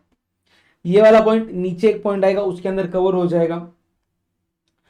फिर अगर कोई भी सर्विसेज दिए जा रहे, ट्रेनिंग प्रोवाइड की जा रही है अंडर दीन दयाल उपाध्याय ग्रामीण कौशल्य योजना, वो भी जीएसटी से एग्जाम्प्ट है। ठीक है, चलो अगला सेक्टर के अंदर अभी अपन बढ़ेंगे, जो कौन सा है आपका, entertainment sector and sports related sector. तो अगर आप लोग एडमिशन कर रहे हो कोई भी museum, national park, wild life sanctuary, tiger reserve, वो पूरा जीएसटी से एग्जाम्प्ट माना जाएगा। अगर आप लोग एडमिशन कर रहे हो टू प्रोटेक्टेड मोन्यूमेंट, जहां पे कोई भी मोन्यूमेंट्स को प्रोटेक्ट किया गया है, वहां पे आप लोग एडमिशन कर रहे हो, आप लोग जा रहे हो, जीएसटी से एग्जाम्प्ट है। अगर आप लोग एक ऐसी जगह पे जा रहे हो जहां पे सर्कस हो रहा है, डांस हो रहा है, थिएट्रिकल परफॉर्मेंस हो रहा है, अवार्ड फंक्शन हो रहा है, कॉन्सर्ट हो रहा है, पेजेंट हो रहा है, म्यूजिकल परफॉर्मेंस हो रहा है, या कोई भी स्पोर्टिंग इवेंट हो रहा है, या रिकॉग्नाइज स्पोर्टिंग इवेंट है प्लैनेटेरियम में, तो ये सर्विसेज एग्जेम्प्ट रहेगी अगर वहां का टिकट प्राइस कितना है, अप टू 500 रुपीज है। मान लो अगर उसका टिकट प्राइस 800 रुपए, तो टैक्सेबल कितना हो जाएगा आपका, पूरा 800 का बन जाएगा, टैक्सेबल बन जाएगा। ठीक है, बट अगर आप लोग कैसीनो या गैम्बलिंग के लिए जा रहे हो, वहां पे कोई भी एग्जेम्पशन नहीं लगेगा, वो पूरा का पूरा क्या बन जाएगा, टैक्सेबल बन जाएगा। ठीक है, फिर services provided by way of admission to amusement park और एनी सच राइड, जैसे कि कैमल राइड वगैरह, वो एग्जेम्प्ट नहीं है। ये अगला पॉइंट बन जाता है आपके लिए इंपॉर्टेंट, इसका एक चार्ट बनाया नीचे, उस पे से समझ के लेना। अगर एक आर्टिस्ट सर्विस प्रोवाइड कर रहा है एज अ फोक डांस और classical art form, folk dance और क्लासिकल आर्ट फॉर्म, बट वो services as a brand ambassador दे रहा है, तो बन जाएगा टैक्सेबल। एक एग्जांपल से समझो, कथक। कथक क्या है? अपने यहाँ का एक क्लासिकल आर्ट फॉर्म। यहाँ पे एक बंदा था, एक पर्सन है, लेट से मिस्टर, चलो कथक करने के लिए एक लड़की का एग्जांपल ले लेते अपन, ज्यादा अच्छा रहेगा, मिस ईशा। ईशा ने क्या किया? कथक की सर्विस प्रोवाइड की, उसको कंसिडरेशन मिल रहा है 1 लाख रुपीज। तो 1 लाख रुपीज पूरा क्या हो जाएगा? एग्जाम माना जाएगा। बट अगर यही कंसिडरेशन उसको मिल रहा है 2 लाख रुपीज कथक करने का, तो टैक्सेबल कितना हो जाएगा? पूरा 2 लाख। मतलब अगर कंसिडरेशन 1,50,000 तक है तो पूरा एग्जाम, अगर मोर देन 1,50,000 है तो पूरा अमाउंट क्या बन जाएगा? टैक्सेबल बन जाएगा। बट अगर उसने यही कथक का service as a brand ambassador दिया, क्या बोल के दिया? Brand ambassador. लेट से एक मसाला है, एक नया मसाला बना पूना मसाला वाला, और पूना मसाला वाला ने प्रमोट करने के लिए अपना मसाला ईशा को अपॉइंट किया कथक डांस करने के लिए, उसको 1 लाख रुपीज दिए गए। कंसिडरेशन 1,50,000 से कम है, बट ये जो कथक अभी परफॉर्म हो रहा है ये as a brand ambassador provide हो रहा है, तो ये कथक जीएसटी में क्या माना जाएगा? टैक्सेबल। और अगर आप लोग कोई भी बाकी का अदर सर्विसेज दे रहे हो, जैसे कि एक्टिंग सर्विस हो गया या वेस्टर्न डांस हो गया, हिप हॉप वगैरह हो गया, तो ये जीएसटी में क्या माना जाएगा? टैक्सेबल माना जाएगा। समझा क्या? क्लियर है आप सबको? फिर चलो अगला पॉइंट बात करते हैं, services provided by a tour operator to a foreign tourist. अभी सर्विसेज कौन दे रहा है? यहाँ पे टूर ऑपरेटर दे रहा है, फॉरेन टूरिस्ट को दे रहा है। एग्जांपल से समझना आप लोग, ठीक है? आप लोगों ने सबने नाम सुना रहेगा वीना वर्ल्ड। किसका नाम सुना है? वीना वर्ल्ड। वीना वर्ल्ड किधर सिचुएटेड है? इंडिया में। उसने क्या किया? मिस्टर एक जॉन है, मिस्टर जॉन यूएसए का बंदा है, उसको है ना कौन सा सर्विस दिया? यहाँ पे टूरिज्म का सर्विस दिया। और ये टूर पूरा का पूरा उसने अरेंज कराया था थाईलैंड में, यानी कि आउटसाइड इंडिया। तो जितना भी कंसिडरेशन मिलेगा वो पूरा का पूरा क्या हो जाएगा? एग्जम्प्ट हो जाएगा। क्लियर है? और अगर ये पूरा का पूरा टूर उसने केरला में किया, कंप्लीटली इन इंडिया, पूरा केरला के अंदर था, तो पूरा का पूरा अमाउंट क्या बन जाएगा? टैक्सेबल, जितना भी उसको मिले। बट मान लो उसने टूर किया partly in India, partly outside India, कुछ पार्ट इंडिया में था, कुछ पार्ट इंडिया के बाहर था, तो exemption will be lower of, जो भी लोअर अमाउंट आएगा, जितना भी टोटल कंसिडरेशन है उसका 50%। नहीं तो आप लोग प्रोपोर्शनेट बेसिस पे बांट लेना, वो जितने दिन इंडिया में था उतना इंडिया में पकड़ो, जितना दिन इंडिया के बाहर था प्रोपोर्शनेट बेसिस पे उसको इंडिया के बाहर पकड़ो, जो भी लोअर अमाउंट आता है वो एग्जेम्प्ट माना जाएगा। मतलब क्या? एग्जांपल से समझो, देखो एक टूर ऑपरेटर ने फॉरेन टूरिस्ट को सर्विस दिया, जिसके लिए वो 3 दिन इंडिया में था, 2 दिन श्रीलंका में था, पूरे इसका कंसिडरेशन कितना मिल रहा? 1 लाख। अच्छा, सबसे पहले एग्जेम्पशन कितना रहेगा? 1 लाख का 50% यानी कि 1 लाख। और 3 दिन इंडिया में था, 2 दिन इंडिया के बाहर था, तो इंडिया के बाहर वाले पोर्शन को कितना पोर्शनमेंट मिलेगा? तो देखो 2 लाख डिवाइडेड बाय 5 into 2, ये आता है आपका 80,000। तो एग्जेम्पशन कितना मिल जाएगा? 80,000 रुपीज का एग्जेम्पशन मिल जाएगा। सेकेंड केस, वो 2 दिन इंडिया में था, 3 दिन श्रीलंका में था, तो कहने से श्रीलंका के लिए अपोर्शन हो रहा है 1,20,000, और टोटल कंसिडरेशन का 50% कितना आ रहा है? 1 lakh. Lower will be 1 lakh, तो 1 लाख एग्जेम्प्ट हो जाएगा। बट अगर उसने 2.5 डेज इंडिया में दिया और 3 डेज श्रीलंका में दिया, तो कहने से टोटल 2 लाख जो था वो कितने दिन का था? 5.5। इंडिया के बाहर कितने दिन हो गए उसके? 3 डेज, तो प्रोपोर्शनेट कितना था? 1,09,090 रुपीज, और 50% of consideration 1 lakh, which ever is lower, तो 1 लाख एग्जाम बन जाएगा, 1 लाख टैक्सेबल बन जाएगा। ठीक है? फिर आता है आप लोग कोई भी सर्विसेज दे रहे हो स्पोर्ट्स बॉडी को, तो एज द आप लोग इंडिविजुअल एक प्लेयर बोल के दे रहे हो, रेफरी बोल के दे रहे हो, अंपायर बोल के दे रहे हो, कोच बोल के दे रहे हो, या टीम मैनेजर, वापिस से नाम सुनना, प्लेयर, रेफरी, अंपायर, कोच या टीम मैनेजर बोल के दे रहे हो। बट आप जो सर्विसेज दे रहे हो वो रिकॉग्नाइज स्पोर्ट्स बॉडी को दे रहे हो, या एक रिकॉग्नाइज स्पोर्ट्स बॉडी दूसरे रिकॉग्नाइज स्पोर्ट्स बॉडी को सर्विसेज दे रही है, तो एग्जाम्प्ट मानी जाएगी। एग्जाम्पल सुनो ना, आईपीएल बीसीसीआई का है, बीसीसीआई रिकॉग्नाइज स्पोर्ट्स बॉडी है, यहाँ पे विराट कोहली क्रिकेट खेलता, उसको 1 साल के मिलते हैं 18 करोड़। एक प्लेयर सर्विसेज दे रहा है रिकॉग्नाइज स्पोर्ट्स बॉडी को, ये जीएसटी में क्या माना जाएगा? एग्जेम्प्ट। ये जीएसटी में क्या हो जाएगा आपका? एग्जेम्प्ट हो जाएगा। ठीक है? Virat Kohli recognise sports body का एक प्लेयर है, उसको मैं बोला मेरे यहाँ पे क्रिकेट की टूर्नामेंट थी, Pune premier league, Pune premier league, ये कोई रिकॉग्नाइज स्पोर्ट्स बॉडी नहीं है। मैंने ऐसे ही टूर्नामेंट ऑर्गेनाइज किया था, वहां पे विराट कोहली को खेलने बुलाया और उसको इस बात के 20 लाख रुपीज दिए मैंने। तो कहना चाहिए 20 लाख रुपीज अभी जीएसटी में क्या बन जाएंगे, टैक्सेबल बन जाएंगे, उसके ऊपर टैक्स देना पड़ेगा। क्लियर है क्या, समझा। और क्या हो गया समझो, बीसीसीआई का एक क्रिकेट ग्राउंड था, बीसीसीआई का एक क्रिकेट ग्राउंड है पुणे में, ठीक है। उसने क्या किया, इंडियन का फुटबॉल एसोसिएशन है, ये भी रिकॉग्नाइज्ड स्पोर्ट्स बॉडी है, उसको अपना ग्राउंड रेंट पे दिया, उससे 2 लाख रुपीज चार्ज किया पर डे का। तो ये 2 लाख रुपीज में अगर आप लोग देखोगे तो एक रिकॉग्नाइज्ड स्पोर्ट्स बॉडी ने दूसरे रिकॉग्नाइज्ड स्पोर्ट्स बॉडी को सर्विस दिया, वो जीएसटी में क्या माना जाएगा, एग्जेम्प्ट माना जाएगा। बट अगर कोई भी सर्विसेज आप लोग दे रहे हो एज टीम के सिलेक्टर या कमेंटरेटर या क्यूरेटर्स या टेक्निकल एक्सपर्ट या चेयर लीडर, वो जीएसटी से एग्जाम नहीं है, उसके ऊपर जीएसटी देना पड़ेगा। समझा क्या, क्लियर है। फिर अगर आप लोग कोई भी स्पॉन्सरशिप दे रहे हो स्पोर्टिंग इवेंट को, जो ऑर्गेनाइज इनमें से कोई भी लोग करवा रहा है, वो भी जीएसटी में एग्जाम्प्ट है। ये इतना इंपॉर्टेंट नहीं है आपके एग्जाम के लिए, ये वाला पॉइंट सबसे ज्यादा इंपॉर्टेंट बन जाता है, एक तो ये वाला और ये वाला। समझा क्या। चलो अगेन गाइस, 1 मिनट के लिए वीडियो को पॉज कर लो, एक शॉर्ट ब्रेक ले लो, फिर हम लोग स्टार्ट करेंगे हमारा अगला वाला सेगमेंट। चलो स्टार्ट करेंगे अभी हम लोग अगले पॉइंट के से, जो किसकी बात करता है, आप लोग सर्विसेज दे रहे हो as a transportation of passenger service दे रहे हो, पैसेंजर ट्रांसपोर्ट का सर्विस दे रहे हैं। देखो रेलवे में दे रहे हो तो एग्जेम्प्ट है, बट रेलवे में अगर आपका फर्स्ट क्लास या एसी क्लास है तो टैक्सेबल है। मतलब अगर रेलवे में मैं बोलूं, आप लोग अगर कोई भी स्लीपर क्लास है जो नॉन एसी है, जो क्या है आपका नॉन एसी, या तो अगर आप लोग सिटिंग क्लास में दे रहे हो तो वो क्या बन जाएगा आपका एग्जेंट बन जाएगा, यानी कि फर्स्ट क्लास और एसी कोच क्या बन जाएगा टैक्सेबल। फिर मेट्रो मोनोरेल ट्रैम्पवे, ये भी सर्विसेज क्या मानी गई है, जीएसटी से एग्जेम्प्ट मानी गई है। इनलाइन वाटरवे में ट्रांसपोर्टेशन ऑफ पैसेंजर का सर्विस दे रहे हो तो एग्जेम्प्ट है। देखो एक है ना, ऐसा एक प्लेस है, ये प्लेस है, ठीक है, यहाँ पे गांव है, यहाँ पे भी गांव का आधा पार्ट बच रहा, बीच में से एक रिवर है, बीच में क्या है एक रिवर। तो अगर ये क्रॉस करने के लिए आपको यहाँ से घूम के 20 किलोमीटर दूर से जाना पड़ता, तो यहाँ पे छोटे बोट वाले पर्सन है जो एक जगह से दूसरी जगह ट्रांसपोर्ट करवाते हैं, इसके लिए वो अपना कंसिडरेशन चार्ज करते हैं। तो ये कंसिडरेशन भी जीएसटी में क्या माना गया हुआ है, एग्जेम्प्ट माना गया है, ठीक है। उसके बाद में आता है public transport other than predominantly for tourism purpose in a vessel between places located in India. आपको मालूम है अंडमान निकोबार आइलैंड, वहां के ना छोटे छोटे से आइलैंड्स है, तो यहाँ पे भी अगर कोई भी ट्रांसपोर्टेशन का सर्विस मिल रहा है वेसल के अंदर, जिसका पर्पस टूरिज्म नहीं है, नॉर्मल ट्रांसपोर्टेशन का सर्विसेस है, तो वो जीएसटी से एग्जेम्प्ट माना गया है।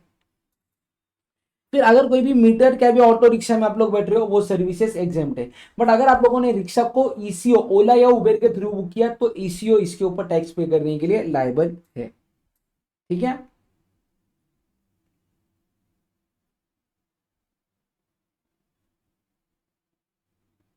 देखो GST will not be leviable on transportation of passenger in second और लोअर क्लास और स्लीपर क्लास और non AC coaches in train as per negative list. वो पॉइंट अपन ने यहाँ पे अभी देख लिया था, स्लीपर क्लास रहेगा आपका, नॉन एसी क्लास रहेगा, तो उसके ऊपर जीएसटी नहीं लगेगा।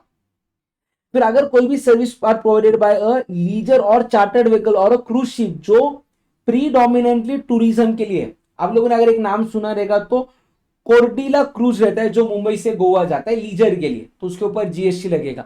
आप लोग गोवा में गए, आपने एक प्राइवेट क्रूज लिया पार्टी करने के लिए, उसके ऊपर जीएसटी लगेगा, ठीक है। Metre cab does not include radio taxi, radio taxi के सर्विसेज जीएसटी के अंदर टैक्सेबल है, ठीक है। फिर ये देखो अगर एक आइलैंड से दूसरे आइलैंड में अंडमान निकोबार में जाने के लिए प्राइवेट फेरीज है, ये फेरीज का टूरिज्म पर्पज नहीं है, ये काय के लिए पब्लिक ट्रांसपोर्ट के लिए काम कर रहे हैं, तो ये भी जीएसटी में क्या माने जाएंगे, एग्जेम्प्ट माने जाएंगे, ठीक है। फिर अगला पॉइंट आता है आपका एयरवे वाला। कौन सा पॉइंट आता है, एयरवे। बहुत ध्यान से सुनना मेरी बात, अगर आप लोग कोई भी एयरवे से ट्रेवल कर रहे हो, एयरवे से, तो एक तो सबसे पहले आपने इकोनॉमी क्लास में जाना चाहिए। मतलब सीधी बात है, अगर आप लोग भैया बिजनेस क्लास में, अगर आप लोग बिजनेस क्लास में ट्रेवल कर रहे हो, तो वो क्या बन जाएगा, टैक्सेबल। आपकी जर्नी इकोनॉमी क्लास में होनी चाहिए। आपकी जर्नी जो स्टार्ट हो रही है या आपकी जर्नी जो एंड हो रही है, वो इन 9 जगहों में से कहीं पे एक रहनी चाहिए। सबसे पहला कौन सा आता है आपका, अरुणाचल प्रदेश, आसाम, मणिपुर, मेघालय, मिजोरम, नागालैंड, सिक्किम, त्रिपुरा और बगडोगरा। इन 9 जगह पे आपकी जर्नी या तो क्या हो रही है, स्टार्ट हो रही है, या तो जर्नी क्या हो रही है, एंड, या तो आप लोग एम्बार्क कर रहे हो, या तो जर्नी को टर्मिनेट कर रहे हो इन 9 प्लेसेस में से कोई भी एक जगह पे, और वो जर्नी आपकी इकोनॉमी क्लास में रहेगी, तो वो क्या बन जाएगी, एग्जेम्प्ट बन जाएगी। ठीक है, एक बात को ना बहुत ध्यान से समझ के लेना, ये जो एग्जेम्पशन है ना, एग्जेम्पशन ये ट्रांसपोर्टेशन और सर्विसेज के लिए, ये कौन से सर्विसेज के लिए, ट्रांसपोर्टेशन। इसको ऐसे एग्जांपल से समझो, एक मिस्टर ए था, मिस्टर ए ने क्या किया, पुणे से आसाम की टिकट बुक की, इंडिगो एयरलाइंस की, इंडिगो एयरलाइंस, इंडिगो एयरलाइन ने उसे 6,000 रुपीज चार्ज किए, तो ये 6,000 रुपीज जीएसटी से एग्जेम्प्ट है, क्योंकि आपकी जर्नी एंड हो रही है आसाम में। बट अगर यही मिस्टर ए गया रहता था मिस्टर सी के पास, और मिस्टर सी को बोला रहता था तू मुझे टिकट्स बुक करके they from Pune to Assam, और उसके लिए मिस्टर सी ने चार्ज किए रहते थे 6,500 रुपीज, तो सी ने यहां पे ट्रांसपोर्टेशन का सर्विस नहीं दिया, सी ने टिकट बुक करने का सर्विस दिया, तो ये 6,500 रुपीज क्या बन जाएंगे, टैक्सेबल बन जाएंगे। समझा आप सबको ये वाला पॉइंट, क्लियर है क्या मेरा पॉइंट, डन। चलो बढ़ेंगे अगले क्वेश्चन की तरफ। अगर आप लोग कोई भी नॉन एसी कॉन्ट्रैक्ट कैरेज ले रहे हो other than radio taxi for transportation of passenger excluding tourism purpose, वो जीएसटी से एग्जेम्प्ट है। Stage carriage other than air conditioner stage carriage, यानी कि नॉन एसी वाला स्टेज कैरेज भी जीएसटी से एग्जेम्प्ट माना गया है।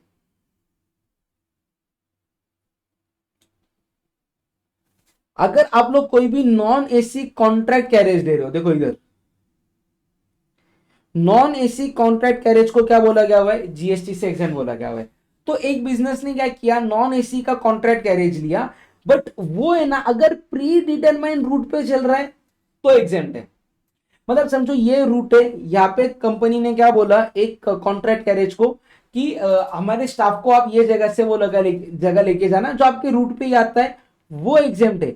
बट अगर उन्होंने कॉन्ट्रैक्ट कैरेज को अपने डिस्पोजल पे रखा कंपनी ने, आज बोल रहे लोकेशन ए से बी जाओ, कल बोल रहे सी से डी जाओ, तो यहाँ पे डिस्पोजल कंपनी के पास है, इसको रेंटिंग ऑफ मोटर व्हीकल माना जाएगा, ट्रांसपोर्टेशन नहीं माना जाएगा, और उसके ऊपर जीएसटी देना पड़ेगा, वो एग्जेम्प्ट नहीं रहेगा। क्लियर है। फिर अगर कोई भी सेंट्रल गवर्नमेंट सर्विसेज दे रहा है by way of transportation of passenger without belonging by air embarking और terminating at regional connectivity scheme airport against consideration in the form of viability gap funding, ये भी जीएसटी से एग्जेम्प्ट माना जाएगा। चलो ये एग्जाम के लिए इतना रिलेवेंट नहीं है आप लोगों के लिए। फिर अगला एक सर्विस देखते हैं, गुड्स ट्रांसपोर्ट सर्विसेज। फिर एक छोटा सा ब्रेक लेंगे, ध्यान से सुनना। गुड्स ट्रांसपोर्ट सर्विसेज, अगर आप लोगों ने गुड्स को रोड से ट्रांसपोर्ट किया अदर देन जीटीए और कुरियर एजेंसी, तो क्या माना जाएगा, क्या माना जाएगा, एग्जेम्प्ट माना जाएगा। इनलैंड वाटरवे में गुड्स ट्रांसपोर्ट कर रहे हो उसको भी एग्जेम्प्ट माना जाएगा। देखो all services provided by GTA by issuing consignment note are not excluded from exemption, hence they are taxable। अगर आपको याद रहेगा सेक्शन 93, तो जीटीए अगर 7 स्पेसिफाइड पर्सन को सर्विसेज दे रहा है तो वो स्पेसिफाइड पर्सन टैक्स पे करेंगे। कौन से बेसिस पे टैक्स पे करेंगे, आरसीएम। अगर कुरियर एजेंसी कोई भी सर्विसेज दे रहा है वो एग्जेम्पशन से एक्सक्लूडेड नहीं है, उसके ऊपर टैक्स देना पड़ेगा। जैसे कि आप लोगों ने नाम सुना रहेगा blue dart services, courier agency services दे रहा है, जीएसटी में टैक्सेबल माने जाएंगे। अगर कोई भी सर्विसेज ट्रांसपोर्टेशन ऑफ गुड्स हो रहा है by railway and by air with in the country, उसके ऊपर भी टैक्स देना पड़ेगा। ठीक है, वेसल से ट्रांसपोर्ट हो रहा है वो भी एग्जेम्पशन में कवर्ड नहीं है, उसके ऊपर भी टैक्स देना पड़ेगा। बट इनलैंड वाटरवे है तो वो एग्जेम्पशन में कवर्ड है, उसके ऊपर जीएसटी पे करने की जरूरत नहीं है। ठीक है, फिर transport of minerals with in the mining area from a mining pit to railway sidings और beneficial plant by vehicle deployed with the driver for a specific duration और टाइम, वो जीएसटी में क्या माने गए, टैक्सेबल। एग्जांपल से समझो, यहाँ पे एक रेलवे ट्रैक है, यहाँ पे माइनिंग का एरिया है, माइनिंग कर रहे हैं Mrs A B C company. Mining करने के बाद में वो गया एक बंदे के पास मिस्टर एक्स, बोला मुझे आपकी 5 व्हीकल्स यहाँ पे दो, 5 क्या दो यहाँ पे व्हीकल्स, व्हीकल्स के अंदर क्या रहना चाहिए, ड्राइवर, ड्राइवर हमारा सामान यहाँ पे रेलवे तक लेके जाएगा, है ना। तो ये जो 5 व्हीकल का सर्विस मिस्टर एक्स एबीसी को दे रहा है, वो जीएसटी में क्या बन जाएगा, आपका टैक्सेबल बन जाएगा। ठीक है। हाँ, अगर सीबीएसई ने यह क्लैरिफाई किया है कि अगर जीटीए के साथ कोई भी एंसिलियरी सर्विसेज मिल रही है वो एग्जेम्प्ट हो जाएगी। देखो ये मैंने 9-3 में ऑलरेडी पढ़ाया हुआ है आप लोगों को, वापस से बता दो। जीटीए आजकल क्या करता है ना, आपके सामान को लोडिंग करता है, उसका पैकिंग करता है, उसका ट्रांसपोर्टेशन करता है, उसका अनलोडिंग करता है, और जरूरत पड़ने पे उसका स्टोरिंग का भी सर्विसेज देता है। तो ये सब सर्विसेज अगर साथ में प्रोवाइड हो रही हो तो उसको क्या माना जाएगा, कॉम्पोजिट सप्लाई, जिसके अंदर ट्रांसपोर्टेशन को आपका माना जाएगा प्रिंसिपल सप्लाई। बट अगर जीटीए आपके बिहाफ पे सिर्फ लोडिंग एंड अनलोडिंग का सर्विसेज दे रहा है तो इसको आप लोग क्या मानोगे, इंडिविजुअल सप्लाई मानोगे, या तो इसको आप लोग सेपरेट सप्लाई मानोगे। क्या मानोगे, इसको आप लोग सेपरेट सप्लाई मानोगे। समझा क्या। तो transportation of goods by aircraft from a place outside India up to custom station of clearance in India. एक फ्लाइट निकली है यूएसए से आ रही है इंडिया में, मुंबई के पोर्ट पे, जहां पे ये कस्टम्स का क्लियरेंस लेने वाली है। ये फ्लाइट का चार्ज था $2000। तो ये $2000 जीएसटी में क्या माने जाएंगे, एग्जेम्प्ट माने जाएंगे। ठीक है। Services by way of transportation of goods by an aircraft from custom station of clearance in India to a place outside India is taxable under GST। मतलब अगर ये फ्लाइट मुंबई से दुबई जा रही है ना, मुंबई से किधर जा रही है, दुबई जा रही है, उसका जो कंसिडरेशन है वो इंडिया में क्या माना जाएगा, टैक्सेबल माना जाएगा। सेम प्रोविजन वेसल्स के लिए भी आता है। फिर अगर कोई भी सैटेलाइट लॉन्चिंग का सर्विस दे रहा है वो जीएसटी में एग्जेम्प्ट माना जाएगा। ठीक है। अगला पॉइंट ध्यान से देखना, अगर जीटीए ये सर्विसेज दे रहा या कोई भी रेलवे से या वेसल से ये सर्विसेज जा रही है, ठीक है, कौन सी बातों का ट्रांसपोर्टेशन हो रहा है तो एग्जेम्पशन मिलेगा। सबसे पहले कोई तो भी ऐसी कैलेमिटीज आई थी, नेचुरल हो सकता है या मैनमेड हो सकता है, जिसके लिए आपको रिलीफ मटेरियल भेजना पड़े, या तो आप लोग डिफेंस या मिलिट्री के इक्विपमेंट्स को लेके जा रहे हो, या तो न्यूज़पेपर को लेके जा रहे हो, या तो एग्रीकल्चर प्रोड्यूस को लेके जा रहे हो, या तो milk salt food grain including flowers pulses and rice को लेके जा रहे हो, या ऑर्गेनिक मैन्योर को लेके जा रहे हो। इन 6 चीजों को अगर आप लोग लेके जा रहे हो तो आप लोग फिर एयर में लेके जाओ, वेसल में लेके जाओ, या रेलवे से लेके जाओ, या जीटीए बोल के लेके जाओ, ये ट्रांसपोर्टेशन का सर्विसेज एग्जेम्प्टेड है फ्रॉम जीएसटी। ठीक है। अगर जीटीए ने कोई भी अनरजिस्टर्ड पर्सन को सर्विसेज दिए तो एग्जेम्प्ट है। बट अगर वो अनरजिस्टर्ड पर्सन इन 6 कैटेगरी के अंदर फॉल करता है, सॉरी 7 कैटेगरी के 6 कैटेगरी के अंदर फॉल करता है, तो वो क्या बन जाएगा, आरसीएम बेसिस पे लायबल बन जाएगा। देखो रजिस्टर्ड फैक्ट्री, ये फैक्ट्रीज एक्ट के अंदर रजिस्टर्ड है, जीएसटी में रजिस्टर्ड नहीं है, उसको एग्जेम्पशन मिल जाएगा। कोई भी सोसाइटी एक्ट के अंदर रजिस्टर्ड है, जीएसटी में रजिस्टर्ड नहीं है, अगर जीटीए ने ऐसा सर्विस दिया एक ऐसी सोसाइटी को जो जीएसटी में अनरजिस्टर्ड पर्सन है, फिर भी इसको आरसीएम पे टैक्स देना पड़ेगा। Cooperative society, body corporate, partnership firm या कैजुअल टैक्सेबल पर्सन, इनको कभी भी सर्विसेज दो, ये कौन से बेसिस पर टैक्सेबल हो जाता है, आरसीएम। फिर अगर जीटीए ने कोई भी सर्विसेज दिया टू डिपार्टमेंट और एस्टेब्लिशमेंट ऑफ गवर्नमेंट और लोकल अथॉरिटी और गवर्नमेंट एजेंसी जिनका पर्पज सिर्फ टीडीएस करना था, वो भी सर्विसेज एग्जेम्प्ट है। अगर कोई भी आप लोग सर्विसेज दे रहे हो with regards to transit of cargo from Nepal and Bhutan, अगर आपका ट्रांसपोर्टेशन नेपाल भूटान जा रहा है या नेपाल भूटान से इंडिया में आ रहा है, वो भी ट्रांसपोर्टेशन जीएसटी में एग्जेम्प्ट माना गया है। फिर अगर आप लोग अपनी गाड़ी रेंट पे दे रहे हो, मोटर व्हीकल रेंट पे दे रहे हो, जिसको आप लोग पहले दे रहे हो स्टेट ट्रांसपोर्ट एजेंसीज को, यानी कि आप लोग स्टेट गवर्नमेंट को रेंट पे दे रहे हो, तो सीटिंग कैपेसिटी अगर मोर देन 12 पैसेंजर्स है तो सर्विसेज एग्जेम्प्ट है। अगर आप ये लोग लोकल अथॉरिटी को दे रहे हो तो आपकी गाड़ी इलेक्ट्रॉनिकली ऑपरेटेड व्हीकल चाहिए जिसका seating capacity more than 12 passenger चाहिए, तो जो भी रेंट आपको लोकल अथॉरिटी पे करेगा वो एग्जेम्प्ट बन जाएगा। मोटर व्हीकल अगर आप लोग ट्रांसपोर्टेशन दे रहे हो स्टूडेंट, स्टाफ, फैकल्टी, उन एजुकेशन इंस्टीट्यूशन में जहां पे एजुकेशन अप टू एचएससी पढ़ाया जाता है, तो वो भी एग्जेम्प्ट माना जाएगा। ठीक है। फिर अगर आप लोग कोई भी रोड को एक्सेस करने के लिए टोल चार्जेस पे कर रहे हो, या समझो अगर आपके टोल के अंदर फास्टैग में पैसा नहीं है तो आपको कैश में डबल पैसा देना पड़ता है, या अगर आप एक प्रिस्क्राइब लिमिट से ज्यादा सामान लेके जा रहे हो तो आप लोगों को ओवरलोडिंग चार्जेस देने पड़ते हैं। तो ये सारे charges, overloading charges, toll charges, double for non FASTag, ये सब के सब जीएसटी में क्या माने गए हुए, एग्जेम्प्ट माने गए हैं। ठीक है। फिर अगर आप लोगों को कोई भी नेशनल परमिट मिल रहा है जिसके थ्रू आप कोई भी इंडिया में एक जगह से दूसरी जगह तक आपके गुड्स को लेके जा सकते हो, वो भी जीएसटी में सर्विसेज क्या मानी गई है, एग्जेम्प्ट मानी गई है। समझा क्या? क्लियर है? चलो 1 मिनट का ब्रेक ले लो आप सब लोग। चलो वीडियो को पॉज करके ब्रेक ले लो, मैं स्टार्ट कर रहा हूं अगला पॉइंट। ठीक है। यहां पे अभी कौन सी सर्विसेज की बात चालू है, कंस्ट्रक्शन रिलेटेड सर्विसेज। देखो अगर आप लोग कोई भी बंदे को प्योर लेबर सर्विस दे रहे हो एक सिंगल रेसिडेंशियल यूनिट बनाने के लिए, otherwise an part of residential complex, यानी कि यहाँ पे मेरा एक जमीन पड़ा हुआ है, मैंने बंदे ए को क्या बोला कि भैया मेरे पास है ना मटेरियल है, मेरे पास क्या है मटेरियल, तू यहाँ पे आके ना सिर्फ मेरे को कंस्ट्रक्शन का सर्विस दे जिसके अंदर तू तेरा सिर्फ क्या ले क्या लेबर, मैं तुझे इसके लिए 40 लाख रुपीज देता हूं, तो ये जीएसटी से क्या माने जाएंगे, एग्जेम्प्ट। समझा क्या? बट अगर ये एक रेसिडेंशियल कॉम्प्लेक्स था, उसके अंदर मेरा एक फ्लैट था, उसके अंदर अगर मैं इंटीरियर का सर्विसेज ले रहा हूं तो क्या बन जाएगा, टैक्सेबल बन जाएगा। क्योंकि रेसिडेंशियल कॉम्प्लेक्स में अगर आपका फ्लैट है उसके लिए कोई भी सर्विसेज मिली वो टैक्सेबल है। पूरे एक रेसिडेंशियल यूनिट कोई भी बंगला या छोटा घर आप लोग बना रहे हो, रो हाउस बना रहे हो, वो जीएसटी में एग्जेम्प्ट है अगर उसके लिए आप लोग सिर्फ प्योर लेबर का सर्विस ले रहे हो। ठीक है। अगर आप लोग कोई भी प्योर लेबर कॉन्ट्रैक्ट सर्विस दे रहे हो for any purpose, for housing for all urban mission और प्रधानमंत्री आवास योजना, इसके तहत आप लोग गवर्नमेंट को प्योर लेबर सर्विसेज प्रोवाइड कर रहे हो, वो जीएसटी से एग्जेम्प्ट माने जाएंगे। ठीक है। फिर ये टीडीआर और एफएसआई वाला पॉइंट मैंने ऑलरेडी पिछले वीडियोस के अंदर कवर कर दिया है जब मैं आप लोगों को आरसीएम वाला पॉइंट पढ़ा रहा था।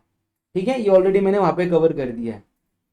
फिर अगर कोई भी electricity distribution utilities by way of construction, installation, erection और commissioning of infrastructure for extending electricity distribution network up to the tubewell of farmer for agriculturist for that use भी एग्जेम्प्ट है। मतलब क्या, देखो वो पॉइंट जो ऊपर थोड़ी देर पहले हुआ था, यहाँ पे एक लाइट का स्पॉट था, यहाँ पे कौन सा स्पॉट था, लाइट का, यहाँ पे फार्मर का फार्म है, यहाँ पे ट्यूबवेल है, तो यहां से लेके यहां तक लाइट को आगे लेके आने के लिए कोई भी इंफ्रास्ट्रक्चर वाला सर्विसेज दिया तो ये जीएसटी में क्या माना जाएगा, एग्जेम्प्ट माना जाएगा। समझा क्या? वो पॉइंट था यहाँ पे। ठीक है। फिर आते हैं अपन रेंटिंग ऑफ इमूवेबल प्रॉपर्टी वाले पॉइंट की तरफ। देखो इमूवेबल प्रॉपर्टी, अगर आप लोगों की ये प्रॉपर्टी कमर्शियल है, प्रॉपर्टी क्या है कमर्शियल, तो एफसीएम पे टैक्सेबल हो जाएगा। रेसिडेंशियल प्रॉपर्टी आप लोग कमर्शियल पर्पस के लिए दे रहे हो तो एफसीएम पे टैक्सेबल हो जाएगा। रेसिडेंशियल प्रॉपर्टी रेसिडेंशियल यूज के लिए दे रहे हो तो रेसिपिएंट को चेक करो, अगर रेसिपिएंट जीएसटी के अंदर रजिस्टर्ड है या नहीं है, रजिस्टर्ड नहीं है तो एग्जेम्प्ट सप्लाई। रेसिपिएंट जीएसटी के अंदर रजिस्टर्ड है तो क्या वो खर्चा पीएनएल में डेबिट कर रहा, अगर हाँ तो आरसीएम पे टैक्सेबल, अगर नहीं तो सप्लाई को एग्जेम्प्ट सप्लाई माना जाएगा। देख लो एक बार ये वाला टेबल अपना ऑलरेडी ये आरसीएम के टाइम पे कवर हो चुका है।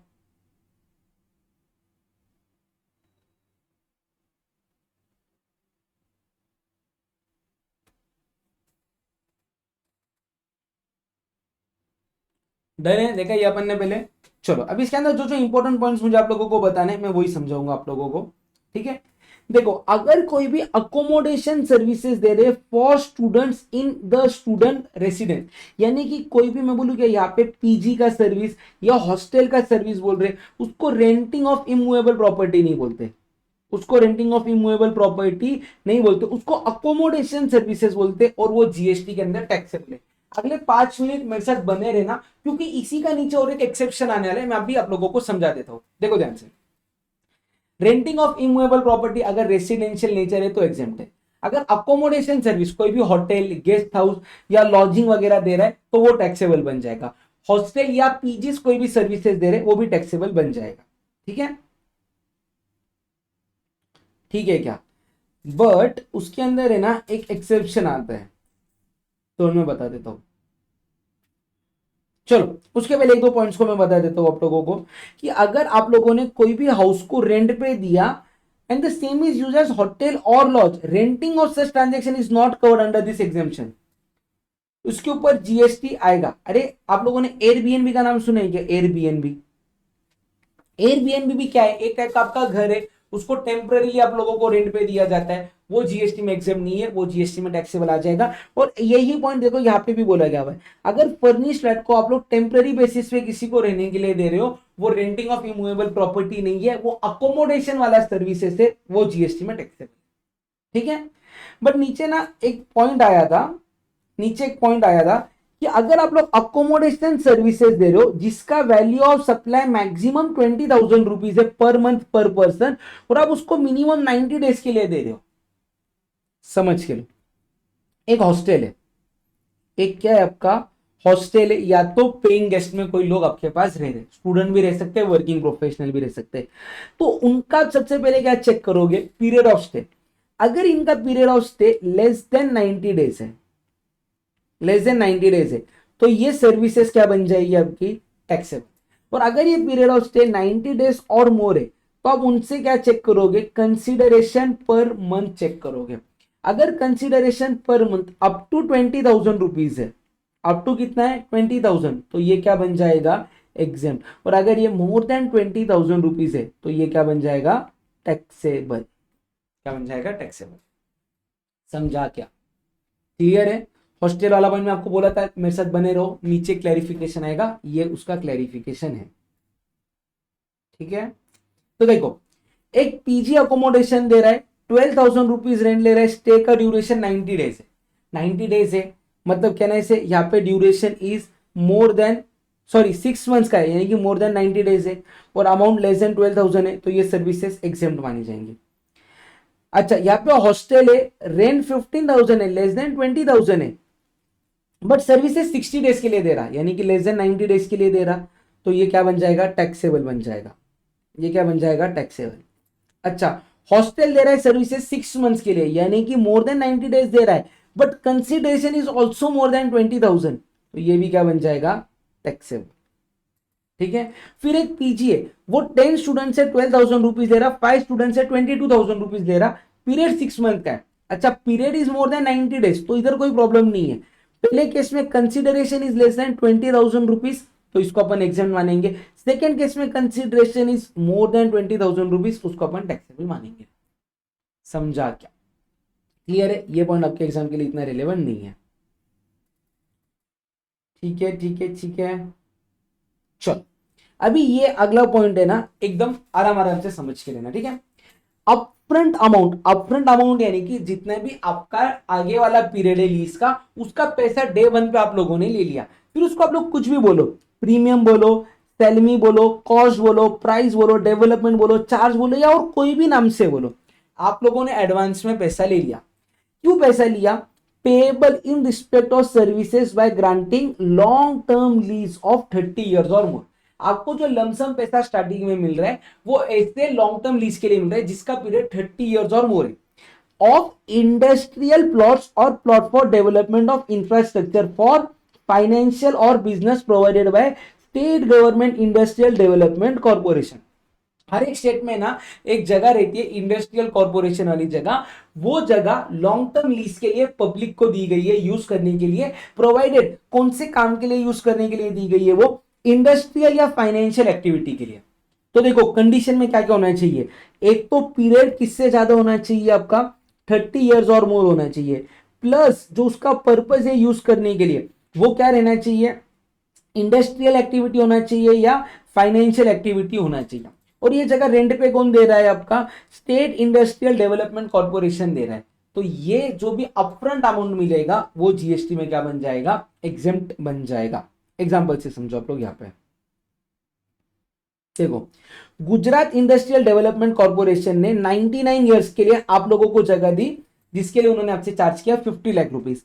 तो कहना है इसे, यहाँ पे ये जो अमाउंट है, अमाउंट 1 मिनट के लिए जान दो, जो पीरियड है वो मोर देन 30 इयर्स है ना।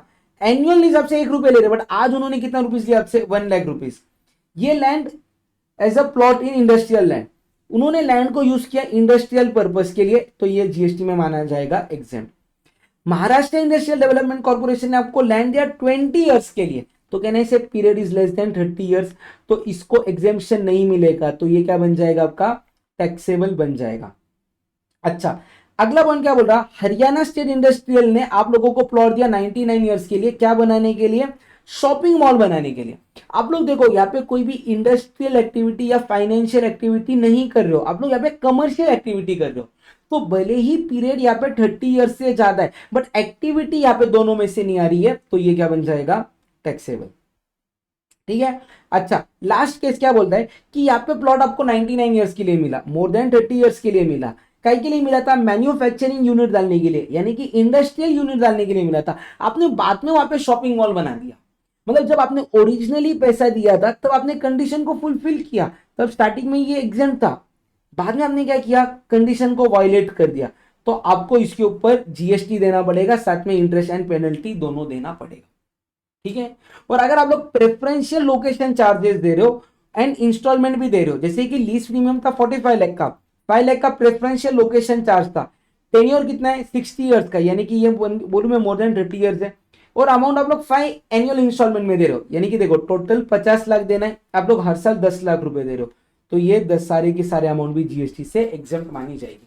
मतलब अगर आप लोग गवर्नमेंट को बोल रहे हो कि गवर्नमेंट आप जो मुझे फैक्ट्री के लिए जगह दे रहे हो वो अंदर मत दो, मेन रोड पे दो, मैं उसके लिए एडिशनल आपको 5 लाख रुपीज दूंगा, वो 5 लाख भी जीएसटी से एग्जेम्प्ट माने जाएंगे। समझा क्या, क्लियर है। चलो, फिर आता है गवर्नमेंट रिलेटेड सर्विसेज। यहां पे ना ये जो गवर्नमेंट है ना, गवर्नमेंट वो सप्लायर है, गवर्नमेंट कौन है, सप्लायर है। ठीक है, गवर्नमेंट यहाँ पे क्या माना गया हुआ है, सप्लायर माना गया हुआ है। देखो ध्यान से मेरी बात, गवर्नमेंट के सर्विसेज, गवर्नमेंट के सर्विसेज दो टाइप के लोगों को रहते हैं, या तो इंडिविजुअल्स को रहते हैं यानी कि पर्सनल कैपेसिटी में, या तो ये रहते हैं बिजनेस एंटिटीज को। बट ये जो चार नाम बोल रहा हूं ना मैं गवर्नमेंट के, फोर्थ वाला छोड़ दो, जो तीन नाम है इसको मैं अभी से ना रेफर करूंगा 3 स्पेसिफाइड सर्विसेज। ये 3 स्पेसिफाइड सर्विसेज हमेशा एफसीएम पे टैक्सेबल रहते हैं बाय गवर्नमेंट, यानी कि गवर्नमेंट को उसका टैक्स देना पड़ेगा। सबसे पहले आता है पोस्ट ऑफिस की सर्विस या मिनिस्ट्री ऑफ रेलवे की सर्विस। दूसरा आता है services in relation to aircraft और वेसल इनसाइड और outside the presence of port और एयरपोर्ट और ट्रांसपोर्टेशन ऑफ गुड्स और पैसेंजर। ये 3 सर्विसेज, इसके बाद अपन इसको क्या बोलेंगे, 3 स्पेसिफाइड सर्विसेज। ये हर बार क्या रहते हैं, टैक्सेबल। और अगर गवर्नमेंट ने कोई भी सर्विस दिया बिजनेस एंटिटी को, तो वो सर्विसेज क्या बन जाएगी, टैक्सेबल। यानी कि ये तीनों सर्विसेज गवर्नमेंट बिजनेस एंटिटी को दे या इंडिविजुअल को दे, ये टैक्सेबल है। अदर सर्विसेज, कौन सी सर्विसेज, अदर सर्विसेज, अगर इंडिविजुअल को देंगे तो एग्जेम्प्ट हो सकता है, बट अगर बिजनेस एंटिटी को देंगे तो हमेशा क्या हो जाएगा, टैक्सेबल हो जाएगा। समझा क्या, बिजनेस एंटिटी यानी कि वो बंदा जो क्या कर रहा है, बिजनेस कर रहा। अगर कोई भी पोस्ट ऑफिस का डिपार्टमेंट सर्विसेज दे रहा है, जिसके अंदर वो क्या सर्विस दे रहा है, पोस्ट कार्ड का, इनलैंड लेटर का, बुक पोस्ट को कर रहा है या ऑर्डिनरी पोस्ट कर रहा है, जिसके अंदर एनवलप का वेट 10 ग्राम से कम है, वो सर्विसेज भी एग्जेम्प्ट है। मतलब अगर पोस्ट ऑफिस ने कोई भी सर्विस दिया जिसके अंदर वेट 10 ग्राम से ज्यादा है, वो टैक्सेबल बन जाएगा। स्पीड पोस्ट का सर्विस दिया, टैक्सेबल बन जाएगा। एक्सप्रेस पार्सल सर्विस दिया, टैक्सेबल बन जाएगा। और कोई भी एजेंसी सर्विस दिया, जैसे आपके बिहाफ पे लाइट बिल भरना है जिसके लिए वो कमीशन चार्ज कर रहा है, टेलीफोन का बिल भरना है जिसके लिए वो कमीशन चार्ज कर रहा है, या आपके बिहाफ पे लाइफ इंश्योरेंस निकालना, तो ये सर्विसेज क्या हो जाएगी, टैक्सेबल बन जाएगी। और अगर ऑर्डिनरी कोर्स में एनवलप का वेट 10 ग्राम या उससे ज्यादा है, तो वो भी सर्विसेज टैक्सेबल बन जाएगी। ठीक है, ठीक है क्या। अगर मिनिस्ट्री ऑफ रेलवे ने ये 4 सर्विसेज दिए तो एग्जेम्प्ट है, बाकी के टैक्सेबल है। कौन से 4 एग्जेम्प्ट है, प्लेटफॉर्म टिकट एग्जेम्प्ट है, रिटायरिंग या वेटिंग रूम के लिए उसने आपसे कोई चार्जेस लिए वो एग्जेम्प्ट है, क्लॉक रूम सर्विसेज के चार्जेस लिए एग्जेम्प्ट है, बैटरी ऑपरेटेड सर्विस के चार्जेस लिए तो एग्जेम्प्ट है। बट अगर समझो रेलवे ने आपने क्या किया, रेलवे में से आपके गुड्स मुंबई से लेके दिल्ली तक भेजे, उसके लिए अगर उसने आपसे कोई चार्ज लिया, वो क्या बन जाएगा, टैक्सेबल बन जाएगा। ठीक है। फिर अगर एक जोन या एक डिवीजन ऑफ रेलवे ने दूसरे डिवीजन ऑफ रेलवे को कोई भी सर्विसेज दिया, तो वो क्या बन जाएगा, एग्जेम्प्ट। लेट्स से महाराष्ट्र का रेलवे डिवीजन था, उसके पास एक ट्रेन का बुगी एक्स्ट्रा पड़ा था, उसने टेम्पररी उसको गोवा डिवीजन को दे दिया जिससे उसने रेंट चार्ज किया, तो ये सर्विसेज भी एग्जेम्प्ट मानी जाएगी। ठीक है। फिर आता है services provided by special purpose vehicle to ministry of railway to use infrastructure build and owned by them मतलब कौन, special purpose vehicle during the concession period against consideration and services of maintenance supplied by railway to special purpose vehicle in relation to the said infrastructure owned by special purpose vehicle are exempt. Example लिख के लाए हो, ध्यान से समझ के लेना। एक स्पेशल पर्पस व्हीकल ने क्या किया, रेलवे का एक ब्रिज बनाया, कितने रुपीस का ब्रिज बनाया, 400 करोड़ का। उसने 400 करोड़ रुपए किसको दिए, सॉरी 400 करोड़ वाला ब्रिज यूज करने के लिए दिया इंडियन रेलवे को। इंडियन रेलवे हर साल उनको 20 करोड़ रुपए देता है, तो ये सर्विसेज क्या बन जाएगी, एग्जेम्प्ट। यहाँ पे स्पेशल पर्पस व्हीकल सर्विसेज किसको दे रहा है, इंडियन रेलवे को दे रहा है। इंडियन रेलवे कितना रुपीस पे कर रहा है, 20 करोड़ पर ईयर, तो ये अमाउंट क्या बन जाएगा, एग्जेम्प्ट। ठीक है, बट इसका रिपेयर्स एंड मेंटेनेंस है इंडियन रेलवे के पास, तो इंडियन रेलवे हर साल स्पेशल पर्पस व्हीकल को बिलिंग कर रहा है 3 करोड़ रुपए का। कौन सा बिलिंग कर रहा है, मेंटेनेंस का। तो ये वाला भी सर्विसेज जीएसटी में क्या माना गया हुआ है, एग्जेम्प्ट माना गया है। समझा क्या, क्लियर है आप सबको। चलो बहुत ही ध्यान से सुनना ये वाला पॉइंट, ये नीचे और एक जगह पे रिपीट होने वाला है, मैं तब नहीं बताऊंगा, मैं अभी ही एक बार आप लोगों को इसको अच्छे से एक्सप्लेन करूंगा।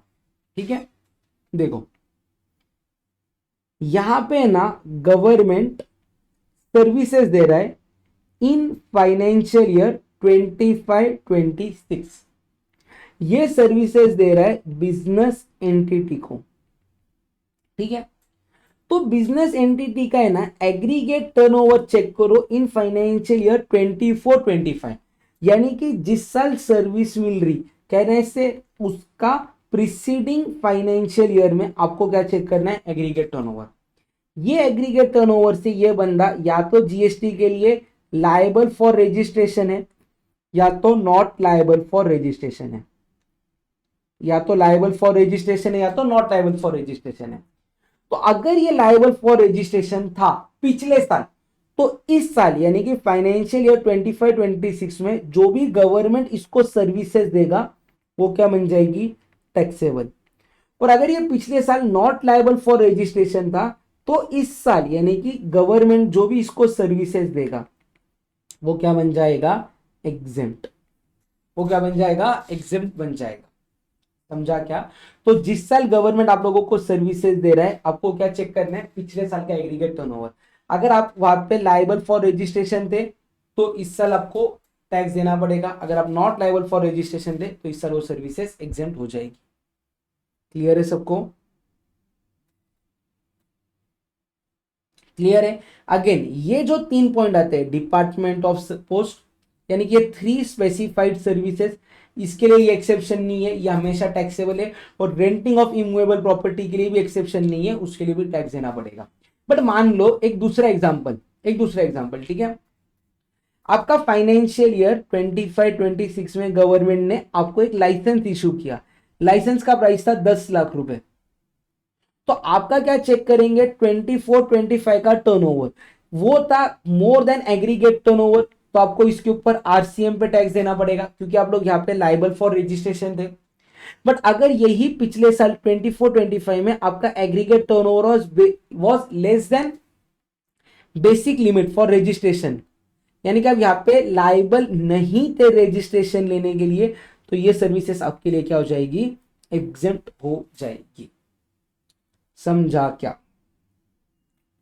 फिर अगर गवर्नमेंट आपको कोई भी कंटिन्यूस सप्लाई ऑफ सर्विस कर रहा है, जिसके लिए कंसिडरेशन अप टू 5,000 रुपीज है, तो एग्जेम्प्ट माना जाएगा। 5,000 के ऊपर चला गया तो टैक्सेबल माना जाएगा।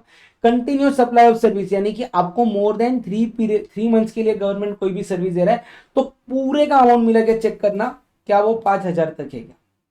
अगर 5,000 तक है तो एग्जाम, 5,000 के ऊपर चला गया तो टैक्सेबल। उसका भी एक एग्जांपल मैं यहाँ पे लिख के लाया हूँ, एग्जांपल 1 और 2 आप लोग 1 मिनट के लिए रीड कर लो सब लोग।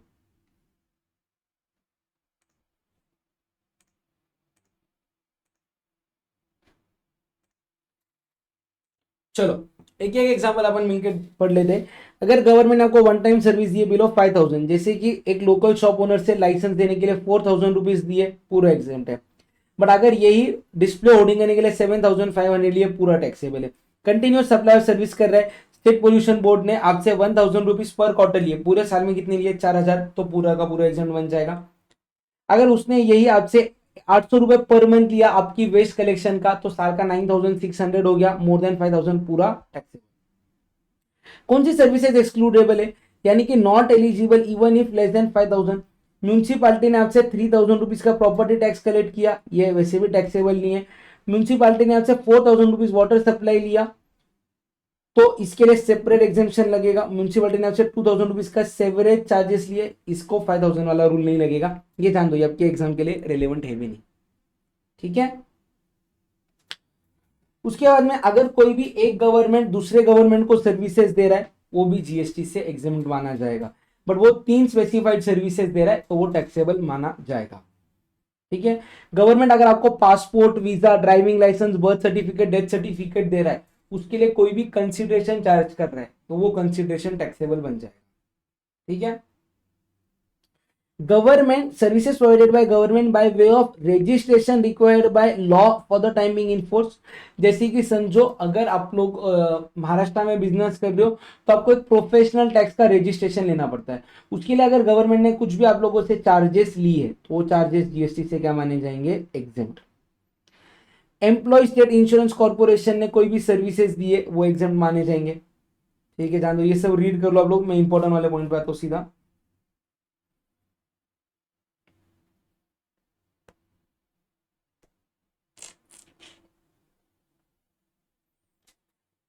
Supply of service by government entity to government against consideration received from government. एक गवर्नमेंट का एंटिटी था, ठीक है, लेट्स से ए गवर्नमेंट का एंटिटी है ए, उसको है ना गवर्नमेंट ने पैसे दिए, गवर्नमेंट ने पैसे दिए, ए गवर्नमेंट का एंटिटी है, गवर्नमेंट ने उसको कितना पैसा दिया, 70 करोड़ रुपीस ब्रिज बनाने के लिए। तो गवर्नमेंट के एंटिटी ने गवर्नमेंट को सर्विस दिया जिसके लिए उसको ग्रांट मिल रहा है, तो ये ग्रांट भी जीएसटी से क्या माना गया हुआ है, एग्जेम्प्ट माना गया है। समझा क्या? जैसे कि देखो गवर्नमेंट ने नाई को पैसा दिया रोड बनाने के लिए, वो जीएसटी से एग्जेम्प्ट माना गया। फिर अगला बनाता है services provided by government by way of deputing officer after office hours और ऑन हॉलीडेज फॉर इंस्पेक्शन और कंटेनर स्टफिंग सच एज और such other duties in relation to import और export on payment of merchant overtime charges. देखो यहाँ पे port container के लिए आपने ना कस्टम डिपार्टमेंट को 50,000 रुपीज पे किया, क्योंकि उसने संडे को आके आपके एक्सपोर्ट कंटेनर को चेक किया। आपका एक एक्सपोर्ट कंटेनर था, अर्जेंट आप लोगों को वो बाहर भेजना था, संडे के दिन ऑफिसर्स को छुट्टी रहती है, वो आपके पास आए, उसने आपका चेकिंग किया, संडे के दिन छुट्टी वाले दिन किया, इसके लिए आपको उसको 50,000 पे करना पड़ा, जीएसटी में एग्जेम्प्ट है। या तो अगर यही चार्जेस उसने आपके ऑफिस आवर्स खत्म होने के बाद में उसने अगर आपका सामान चेक किया क्योंकि आपको अर्जेंट था, उसके लिए आपने उसको 30,000 रुपीज पे किए, तो 30,000 भी जीएसटी से एग्जेम्प्ट माने जाएंगे। समझा क्या? अगर गवर्नमेंट कोई भी टॉलरेट कर रहा है आपका non performance of a contract, उसके लिए अगर आपसे वो कुछ भी अमाउंट ले रहा है तो वो भी जीएसटी से एग्जेम्प्ट माना जाएगा, ठीक है। जैसे कि देखो गवर्नमेंट ने कॉन्ट्रैक्टर को हायर किया था जिसके अंदर उसने स्कूल बनाने बोली थी 31 मार्च तक, कॉन्ट्रैक्ट ने काम टाइम पे खत्म नहीं किया, गवर्नमेंट ने आप लोगों से 50,000 रुपीज पेनल्टी ली। ये पेनल्टी कॉन्ट्रैक्टर ने किसको पे किया, कॉन्ट्रैक्टर ने किसको पे किया, स्टेट गवर्नमेंट को। स्टेट गवर्नमेंट टॉलरेट कर रहा है आपका काम नहीं करना, इसके लिए उसको कॉम्पेंसेशन मिल रहा है, ये जीएसटी से एग्जेम्प्ट माना जाएगा। क्लियर है? Services supplied by government to undertakings और public sector undertaking by way of guaranteeing the loan taken by such undertaking और पीएसयू फॉर्म कंपनीज। देखो एक गवर्नमेंट का एंटिटी था, लेट से एम, इसने क्या किया, एसबीआई से लोन लिया, लोन कितने का लिया, 100 करोड़। इसके लिए महाराष्ट्र गवर्नमेंट ने क्या किया था, इसको गारंटी प्रोवाइड किया था, और ये गारंटी प्रोवाइड करने के लिए महाराष्ट्र गवर्नमेंट ने इससे 1 करोड़ के चार्जेस लिए थे, तो ये भी जीएसटी में क्या माने जाएंगे, चार्जेस एग्जेम्प्ट माने जाएंगे, ठीक है। ठीक है क्या? चलो फिर अगला पॉइंट आता है services supplied by state government to excess royalty collection contractor by way of assigning the right to collect royalty on behalf of state government on the mineral dispatch by mining lease holder. अच्छा, mining lease holder मतलब MLH, excess royalty collection contractor क्या होता है? देखो यहाँ पे government है, government ने ना ये माइनिंग करने का राइट दिया है एक पर्सन को, बट ये कितना माइनिंग कर रहा हो, उसके ऊपर कितना टैक्स आना चाहिए, ये सब काम गवर्नमेंट मैनेज नहीं कर सकता। तो गवर्नमेंट है ना यहाँ पे एक ईआरसीसी को ना कॉन्ट्रैक्ट देता और बोलता है कि ये माइनिंग वाले से सारे हिसाब किताब तू ले और मुझे इसके ऊपर का टैक्स पे कर। गवर्नमेंट ने इसको बोला था तू कितना भी कर, मैं तेरे को ये पूरा का पूरा काम कितने रुपीस का दे रहा हूं, 9 करोड़ रुपए का दे। लेट से 9 करोड़ पे जीएसटी आता है, 90 लाख रुपीस का जीएसटी आएगा, ठीक है। तो गवर्नमेंट ने ईआरसीसी से कितना चार्ज किया, 9 करोड़, जिसके ऊपर 90 लाख आया। माइनिंग वाले से इसका रिकवरी हुआ 10 करोड़ रुपीस का, जिसके ऊपर जीएसटी कितना आएगा, 1 करोड़। तो कहना है इसका रिकवरी ये वाले अमाउंट से ज्यादा है, तो पूरा का पूरा अमाउंट क्या हो जाएगा, एग्जेम्प्ट। ये 90 लाख रुपीस पूरा का पूरा क्या हो जाएगा, एग्जेम्प्ट। बट अगर माइनिंग होल्डर ने, माइनिंग वाले ने जब माइनिंग किया उसके ऊपर सिर्फ 7 करोड़ का ही मटेरियल आया, यानी कि 70 लाख रुपीस का ही जीएसटी आया, तो यहाँ पे out of 90 lakh 70 lakh rupees आपका हो जाएगा एग्जेम्प्ट और 20 लाख रुपीस आपका क्या बन जाएगा, टैक्सेबल अमाउंट बन जाएगा। समझा क्या, वो यहाँ पे पॉइंट लिखा हुआ है। तो देखो, अगर GST paid by mining lease holder is greater than GST exempted, mining lease holder ने फर्स्ट केस में अपने इसमें कितना पैसा पे किया था, कुछ याद आ रहा, 1 करोड़ पे किया था, एक्चुअल में उसको एग्जेम्पशन कितने का मिला था, 90 लाख, तो पूरा 90 लाख रुपीज एग्जेम्प्ट है। बट माइनिंग लीज होल्डर ने अमाउंट लेस देन एग्जेम्पशन पे किया, 70 लाख पे किया, एग्जेम्पशन कितने का था, 90 लाख, एग्जेम्पशन अमाउंट सिर्फ 70 लाख का है, डिफरेंशियल अमाउंट 20 लाख रुपीज का जीएसटी गवर्नमेंट को देना पड़ेगा। क्लियर है। फिर अगर कोई भी ट्रांसमिशन और डिस्ट्रीब्यूशन हो रहा है of electricity bye electricity transmission और डिस्ट्रीब्यूशन यूटिलिटी, वो जीएसटी से एग्जेम्प्टेड है, ठीक है क्या। बस बाकी का इतना इंपॉर्टेंट वाला नहीं है। फॉरेन डिप्लोमेटिक मिशन यानी कि यूएस एम्बेसी वगैरह अगर इंडिया के अंदर आई है वो जीएसटी से एग्जेम्प्टेड है, उसकी सर्विसेज वगैरह। अगर गवर्नमेंट कोई भी रिलीजियस पिलग्रिमेज करवा रहा है, जैसे कि कुमन मंडल विकास निगम लिमिटेड जो गवर्नमेंट ऑफ उत्तराखंड करता है, वो भी जीएसटी से एग्जेम्प्ट माना गया है। काल सरोवर के लिए, मानस काल सरोवर के लिए वो सर्विसेज करता है, ठीक है। चलो, ये दो तो बहुत ही इंपॉर्टेंट पॉइंट्स है, अभी ध्यान से देखना, ये वाले पॉइंट एकदम ध्यान से देखना, एक ही सेकंड का दिन। चलो, थोड़े से पॉइंट्स जो बाकी है ना उसको अभी अपन कंप्लीट करते हैं। किसकी बात कर रहे हैं अभी यहाँ पे ना, अभी इंपॉर्टेंट पॉइंट है, बहुत ध्यान से सुनना, एक ही मिनट। क्या बोल रहे कि आप लोग यहाँ पे क्या कर रहे हो ना, गवर्नमेंट को कौन सा सर्विस दे रहे हो, प्योर सर्विसेज दे रहे हो। गवर्नमेंट को क्या प्रोवाइड कर रहे हो, प्योर सर्विसेज दे रहे हो। मतलब इसके अंदर आपका गुड्स वाला कंपोनेंट कुछ भी नहीं है, सिर्फ और सिर्फ आप लोग क्या दे रहे हो, सर्विसेज दे रहे हो। किसको सर्विसेज दे रहे हो, गवर्नमेंट को। सेंट्रल गवर्नमेंट हो गया, या तो स्टेट गवर्नमेंट हो गया, या तो यूनियन टेरिटरी, या तो लोकल अथॉरिटी। तो ये सर्विसेज जीएसटी में क्या मानी जाएगी, एग्जेम्प्ट मानी जाएगी, ठीक है। या आप लोग गवर्नमेंट को दे रहे हो कॉम्पोजिट सप्लाई। कॉम्पोजिट सप्लाई यानी कि इसके अंदर आपका गुड्स वाला भी पार्ट आ गया, प्लस साथ में आपका कौन सा पार्ट आ गया, सर्विसेज। बट ये जो गुड्स का वैल्यू है ना, पूरे पूरे सप्लाई के अंदर गुड्स का वैल्यू अप टू 25% ही है, मैक्सिमम कितना है, 25%, तो ये बन जाएगा एग्जेम्प्ट। अगर गुड्स का वैल्यू मोर देन 25% निकला तो ये क्या बन जाएगा, टैक्सेबल बन जाएगा। समझा क्या, क्लियर है। चलो ओके। अगर कोई भी एम्बुलेंस सर्विस प्रोवाइड कर रहा है गवर्नमेंट को, जिसके अंदर private service provider ambulance service दे रहा है अंडर नेशनल हेल्थ मिशन, तो एम्बुलेंस क्यों दिया जाता है, ट्रांसपोर्टेशन ऑफ पेशेंट के लिए। ये सर्विसेज जीएसटी में हमेशा क्या मानी जाती है, एग्जेम्प्ट मानी जाती है, ठीक है। फिर अगर कोई भी बंदा पब्लिक डिस्ट्रीब्यूशन स्कीम के लिए माइलिंग कर रहा है, व्हीट को फ्लावर में या पैडी को राइस के अंदर कर रहा है, तो इसको केस टू केस बेसिस पे देख के आपको डिटरमाइन करना पड़ेगा ये टैक्सेबल है या एग्जेम्प्ट है।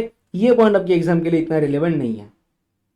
अगर आप लोग क्या कर रहे हो, applicability of GST on sanitation and conservancy services दे रहे हो, किसको दे रहे हो, आर्मी को या अदर सेंट्रल और स्टेट गवर्नमेंट के लोगों को दे रहे हो, तो इसको भी डिपेंड करेगा।